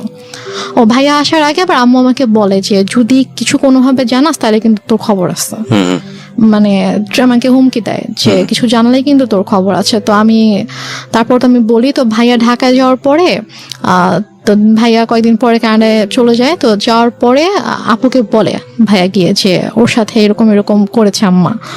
তো আপু টয়লেট করতে পারে না, আপু আম্মুকে ফোন দিয়ে ফেলে, ফোন দিয়ে বলে যে তুমি কেন আমার বোনের সাথে এগুলো করেছো, তোমার কিসের অভাব ছিল, তোমার টাকা লাগবে তুমি বলতা, আরো টাকা লাগবে বলতাম, তোমাকে টাকা দিতাম, তো তুমি কেন আমার বোনকে ধরনের কথা বলেছো কেন? And finally the situation outbursting, going to be outbursted. আমি আসলে ছোট্ট একটা বিরতির পর ফিরে এসে আপনাদেরকে দেখাবো বা শোনাবো ইনফ্যাক্ট যে এই মেয়েটি এখন কোথায় দাঁড়িয়ে আছে বা কি হচ্ছে ওর লাইফে। আমরা এখানে একটা বিরতি নিতে চাই প্রিয় শ্রোতা। আপনারা শুনছেন মিস্টার ম্যাঙ্গো ক্যান্ডি প্রেজেন্স জীবন গল্প। আজকের এই গল্পটি বিশ্বাস না করাটাই ভালো। আমিও বিশ্বাস করতে পারছি না আমার জায়গাটা থেকে, এবং সবকিছু বিশ্বাস করতে হবে এমন কোনো কথাও নেই, কারণ কিছু কিছু বিশ্বাস সামনে আসলে এমন অবস্থা তৈরি করে দেয় যেটা আসলে নিজেকে অস্বস্তির মধ্যে ফেলে দেয়। কি বলবো বলুন, পৃথিবীতে এখন সবকিছুই সম্ভব। এবং এই যে আপনারা যারা ফেসবুকে আছেন, এখন তার ফেসবুকে নাই এমন লোক খুঁজে পাওয়া খুব মুশকিল। কিছুদিন আগে এরকম একটা ভিডিও দেখলাম, কলকাতার ভারতের একটা ভিডিও, যে ছেলে বাবাকে পেটাচ্ছে, এবং সেটার পেছনে আপনি দেখেছেন কিনা জানি না, আপনি তো ফেসবুকে আছেন। সেটা হচ্ছে যে বাবাকে বোধহয় তার ওয়াইফকে মানে তার একটু মিষ্টি খাইয়ে দিয়েছিল, এবং মা হচ্ছে সুগারের পেশেন্ট বা কোনো একটা কিছু, এবং সেটার জন্য সে পেটাচ্ছে তাকে। ওই ভিডিওটা ভাইরাল হওয়ার পর তাকে পুলিশ অ্যারেস্ট করে। এবং ইন্টারেস্টিং ফ্যাক্ট হলো সেই বাবাই কোর্টে গিয়ে বলেছে যে আমার ছেলে একটা, তাকে যদি না ছেড়ে দেওয়া হয় আমি সুইসাইড করব, এবং কোর্ট বাধ্য হয়ে তাকে ছেড়ে দিয়েছে। সো এই টোটাল আমি আসলে পুরো ব্যাপারটা নিয়ে কথা বলতে চাচ্ছিলাম। আমি বলছিলাম দেখেন ওই একটা ছেলে যাকে এত কষ্ট করে মানুষ থাকে। তো এক পর্যায়ে একদিন সকালবেলা যেটা হয়, আমি ঘুম থেকে উঠে বাইরে গিয়েছি সকাল 9টার দিকে। তো আমি পানি খাওয়ার জন্য আমি ডাইনিং এ গিয়েছি। তো আমাদের বাসাটা হচ্ছে ড্রয়িং আর ডাইনিং একসঙ্গে। তো ড্রয়িং রুম দিয়ে আর কি ডাইনিং এ ঢুকতে হয় আমার বেডরুম থেকে বের হয়ে। তো আমি গিয়েছি, তো দেখি যে একজন লোক বসে আছে আমার ড্রয়িং রুমে। তো আমি ফেস চিনতাম, উনিও আমাদের এলাকারই ছিল, আমি ওর ফেস চিনতাম। তো আমি যে সালাম দিয়েছি, সালাম দিয়ে আমি ডাইনিং এ গিয়েছি, গিয়ে ফ্রিজ থেকে পানি খুলে আমি পানি খাচ্ছি। তো এর মধ্যে দেখেছি ওই লোকটা ডাইনিং এসেছে। তো আমি বলেছি যে আপনার কিছু মানে লাগবে, আপনি এখানে কেন? তো বলতেছে যে না, সে আমার হঠাৎ করে আমার হাত ধরছে। আচ্ছা ফাইন রেনুমা, আমি পার্টটা স্কিপ করতে চাই, because I know this part. Skip করতে চাই কারণে যে আসলে আমার মনে হয় এটা এনাফ। মানে তোমার সম্পর্কটা কেমন ছিল ফ্যামিলিতে এইটুকু বলার, এইটুকু যতটুকু হয়েছে এতক্ষণ ধরে বলা, এটা এনাফ। বাট থাক না, কিছু বিষয়ে আমরা নাই বা রিভিল করি। ওকে, সো স্কিপ করো এটা। তারপরে কি হয়? মা তো নিশ্চয়ই বাসায় ফিরে অনেক বেশি টর্চার করে। ঘটনাটার পরে যেটা হয়, আমি জাস্ট হাতটা ছাড়িয়ে নিয়ে আমি আমার রুমে চলে যাই। তো চলে যাওয়ার পরে তো মা বাসায় আসার পরে আসলে ওই দিন থেকে আমার প্রতি মানে আরো বেশি শুরু হয়ে যায় আর কি। লাইক আমার পরীক্ষাও কাছে এগিয়ে আসছে। আমার এপ্রিলের 1 তারিখ থেকে পরীক্ষা ছিল। তো এটা হচ্ছে মার্চের লাস্টের দিকের ঘটনা। তো আম্মু যেটা করতো সেটা হচ্ছে যে আমার খাবারের ভিতরে ঘুমের ওষুধ মিশিয়ে রাখতো। মিশিয়ে দিয়ে দেখা যেত যে আমি ঘুমিয়ে থাকতাম, আমি পড়তে পারতাম না। তো মানে এরকম। তারপর হচ্ছে মানে আমাকে ঠিক মতো, হয়তো আমি যদি খাবার না খেতাম, যদি বলতাম যে আমি নিজে কুক করে খাই, তো বলতো যে না, তুমি নিজে কুক করতে পারবা আচ্ছা, না। আমি না নিতে পারতেছি না এই কারণে মানে একদম টু বি ফ্র্যাঙ্ক বলি, সেটা হচ্ছে এই মা শব্দটা। সো এটা তোমার লাইফে অনেক ভয়ানক রকমের, হয়তো অনেক ট্রমা জাতীয় কোনো কিছু, বাট আমাদের প্রত্যেকের জীবনেই এটা অনেক রেসপেক্টের জায়গাটা থেকে আমরা বরং আর না যাই। আমি বরং কিছু কোশ্চেন করে আজকের অনুষ্ঠানটা ইতির দিকে নিয়ে আসি। I am sorry to say, because আমি তোমার সঙ্গে লম্বা সময় ধরে কথা বলেছি এবং আমি জানি বিষয়গুলো ইন ডিটেলে আনা উচিত। হয়তো অনেক শ্রোতাই আমার এই হঠাৎ করে থামিয়ে দেওয়ার বিষয়টা নিয়ে এসে অনেক বেশি মনক্ষুণ্ণ হবেন, কিন্তু আপনারা যতটুকু বোঝার বুঝে নেবেন। আমার মনে হয় যে এটা আসলে আর বেশি ইন ডিটেলে যাওয়ার দরকার নেই, বরং আমরা ওর সাহসের দিকগুলো আপনাদেরকে একটু দেখাই। সেটা হচ্ছে যে এক পর্যায়ে গিয়ে ফাইনালি তো আপনি সিদ্ধান্ত নিলেন যে না, আপনি আর এই বাসায় থাকবেন না। জি, সেটা কত সালে? সেটা আমার ভাইয়া যখন আমাকে চলে যায়, তখন আমাকে বলে যায় যে তুমি জাস্ট পরীক্ষাটা শেষ করো, আমি এর মধ্যে সব ব্যবস্থা করব, তুমি পরীক্ষাটা শেষ করেই তুমি বের হয়ে যাবা। আচ্ছা, তোমাকে পরীক্ষাটা দেওয়াতাম না এখান থেকে, তোমাকে এখনই নিয়ে যেতে পারতাম, কিন্তু তোমার অলরেডি পড়াশোনা 2 বছর গ্যাপ হয়েছে। তো তুমি যদি এখন আবার পরীক্ষাটা না দাও, তোমার দেখা যাবে আরো 2 বছর তোমার গ্যাপ যাবে। তো আমি চাই না যে তোমার লাইফ থেকে অনেক কিছু নষ্ট হয়েছে, তো আমি চাই না 2 বছর তুমি নষ্ট করো। Okay. তো কোনোভাবে তুমি কষ্ট করে এখানে থাকো, দেন পরীক্ষার পরে তোমাকে আমি ঢাকায় পাঠিয়ে দিই। পরীক্ষার পরে কি হলো? তো আমার পরীক্ষা শেষ হলে একদিন হঠাৎ করে আম্মুর সাথে আপুর অনেক ঝগড়া হয়। তো দেন আম্মু বলে যে আমি করব, আমি বাসা থেকে বের হয়ে যাব। আম্মু বলে, তো বল ঠিক আছে তুমি চলে যাও। তো মানে আমাদের প্ল্যানিং ছিল যে আমার পরীক্ষাটা যেদিন শেষ হবে তার পরের দিনে আমি হয়তো আম্মুকে এটা বলবো যে আমি ফুপির বাসায় বেড়াতে যাব, তো ওখান থেকে দেন ঢাকায় চলে আসবো। কারণ আমাকে তো নর্মালি তো বের হতে দিত না কোথাও। তো আম্মু হচ্ছে ফুপির বাসায় যেতে দিবে না, এটা নিয়ে আপুর সাথে আম্মুর ঝগড়া হয়েছিল। তো পর আম্মু বলেছে ঠিক আছে, তোমরা যেহেতু নিজেদের মতো করতে চাও, ঠিক আছে, আমি আর তোমাদের সঙ্গে থাকবো না, আমি চলে যাচ্ছি। তো আমি ঠিক আছে চলে যাও। তো আম্মু সিরিয়াসলি রাতের 9টার সময় আম্মু রেডি হয়ে গেছে। রেডি হয়ে আপুকে বলতেছে, আমি ফোনে রেখেই কথা বলতে বলতে রেডি হয়ে বলতেছে যে ঠিক আছে আমি বাসা থেকে চলে যাচ্ছি, আর দেখো তোমার বোনকে আমি কি করি। এটা বলে সে ইভেন তার ফোনটাও সে মানে আমার কাছে রেখে সে চলে যায়। মানে সে ফোনটাও নিয়ে যায় না বাসা থেকে, ফোন মানে কিছুই নিয়ে যায় না, সে জাস্ট কাপড়টা পরে চলে যায় বাসা থেকে রাত 9টার সময়। তো তারপরে আমার আপু যেটা বললো যে তুমি জাস্ট রুম সবকিছু লক করে তুমি থাকো। হ্যাঁ, কিনা কেয়ারটেকারকে বলো, কারণ কেয়ারটেকারকে বলো যে বাসার সামনে দাঁড়িয়ে থাকতাম, বাসার কেয়ারটেকার ছিল, তো ওকে বলো যে সারা যেন বাসার সামনেই থাকে, কারণ আম্মু হয়তো তোমার কোনো ক্ষতি করতে পারে, আমি ঠিক বিশ্বাস করে উঠতে পারছি না। তো তুমি জাস্ট কোনো রকম সবকিছু লক করে দিয়ে থাকো, তুমি সকাল হওয়ার সাথে সাথে ফুপির বাসায় চলে যাবা। আমার ফুপির বাসা ছিল হচ্ছে আমাদের বাসা থেকে 1.5 ঘন্টার দূরে, গাড়িতে 1.5 ঘন্টা লাগবে। তো আমি সারা রাত আমার বোনের সাথে ফোনে ছিল, আমার সাথে কথা বলেছে সারা রাত। তো আম্মু রাতে আর কোনো সমস্যা করেনি। তো আমি সকালবেলা ফজরের নামাজ পড়ে আমি আমার ফুপির বাসায় চলে যাই। রমজান মাস ছিল, তো আমি সেহরি করে ফজরের নামাজ পড়ে আমি 5:30টার দিকে বের হয়ে যাই বাসা থেকে। কেয়ারটেকারের কাছে চাবি, জাস্ট গেটের চাবিটা দিয়ে বাসার চাবিটা নিয়ে আমি চলে যাই। কেয়ারটেকার ছিল বাসাতে? কেয়ারটেকার বলতো যে উনি হচ্ছে যে আমাদের বাসার সামনে কিছু দোকান ছিল, তো সেগুলোর মেনটেন করতো, তারপর বাসার সব বিল টিল পে করতো, এগুলোর জন্য। তার মানে তো উনি ইনফর্ম ছিল বাসার ভিতরে কি হচ্ছে না হচ্ছে? উনি তো বাসায় থাকতো না, আর হচ্ছে উনি জাস্ট হচ্ছে দোকান মেনটেন করতো, আর ওনাকে যদি ফোন দিতাম তখন আর কি উনি আসতো, বাসার কোনো সমস্যা হলো। ঠিক আছে, ওকে। তারপর না, কিন্তু যেহেতু উনি বাসা পাহারা দিচ্ছে বাইরে এবং বাসার মালিক তো এক অর্থে আপনার বড় বোন, আপনি যেটা বলছিলেন যে প্রপার্টির মালিক হচ্ছে বড় বোন, তো যে যাচ্ছে মানে উনি তো খুব স্বাভাবিকভাবেই কিউরিয়াস হওয়ার কথা যে বাসার ভিতরে কি হচ্ছে মা আর মেয়ে মিলে। ওনার সামনে কখনো আসলে ওইভাবে কোনো সিনক্রেট করে আমি হয়তো আপনাকে বলেছি যে আমার মা আমাদের সাথে একরকম আর বাইরের মানুষের সামনে টোটালি অন্যরকম ছিল। যেমন আমার যখন পরীক্ষা চলছিল তখন আমার মা প্রতিদিন আমাকে নিয়ে যেত, নিয়ে আসতো। সে কিন্তু এই জন্য আমাকে নিয়ে যেত, নিয়ে আসতো যাতে আমি কারোর সাথে কথা না বলতে পারি। এখানে একটা বিষয় প্রিয় শ্রোতা, আমি ওর যে গল্পটা, সেই গল্পে আমি অনেক সন্দেহ তৈরি করার জন্য অনেক বেশি কোশ্চেন করেছি, অনেক বেশি ইন্টারাপ্ট করেছি, বাট সরি টু সে আমি যে অ্যান্সারগুলো পেয়েছি সেখানে আসলে সন্দেহটা সেভাবে দানা বাঁধেনি। এবং তার মানে এটা না যে ওনার মা যেটা করেছে, উনি যেটা বলেছে সেটা 100% সত্য আপনাকে ধরে নিতে হবে, আমি সেটা আপনাকে বলছিও না। বাট কোশ্চেন করাটা আমার জায়গা থেকে দায়িত্ব ছিল, আমি সেটা করেছি। কি করবেন না করবেন সেটা একান্তই আপনার বিষয়, বলেন তারপর। তো সবার ধারণা ছিল যে বা মা মেয়েকে অনেক ভালোবাসে, এত কেয়ার করে যে পরীক্ষার হলের বাইরে বসে থাকে, আবার মেয়েকে নিয়ে যায় 3 ঘন্টা বসে থেকে আবার নিয়ে আসে। আউটলুকিংটা ডিফারেন্ট ছিল, হ্যাঁ না, কিন্তু আমি ওই জায়গাটায় আসতে চাই যে বাসা থেকে বের হয়ে তারপর আমি বাসা থেকে চলে আসি। আমি বাসা থেকে ভোরবেলা আমার ফুপির কাছে চলে আসি। তো আমি জাস্ট আমার কয়েকটা কাপড় নিয়ে আমি বাসা থেকে চলে আসি। তো চলে আসার পরে আমার ফুপির বাসায় আমি প্রায় 1 মাসের মতো ছিলাম। ফুপি জানতো?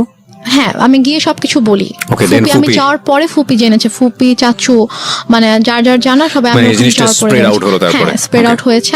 আমি বলেছি সবাইকে। তো সবাই তো শুনে খুব অবাক যে তুমি কেন আমাদেরকে এতদিন বলোনি, তাহলে তোমাকে অনেক আগে আমরা ওখান থেকে নিয়ে আসতাম।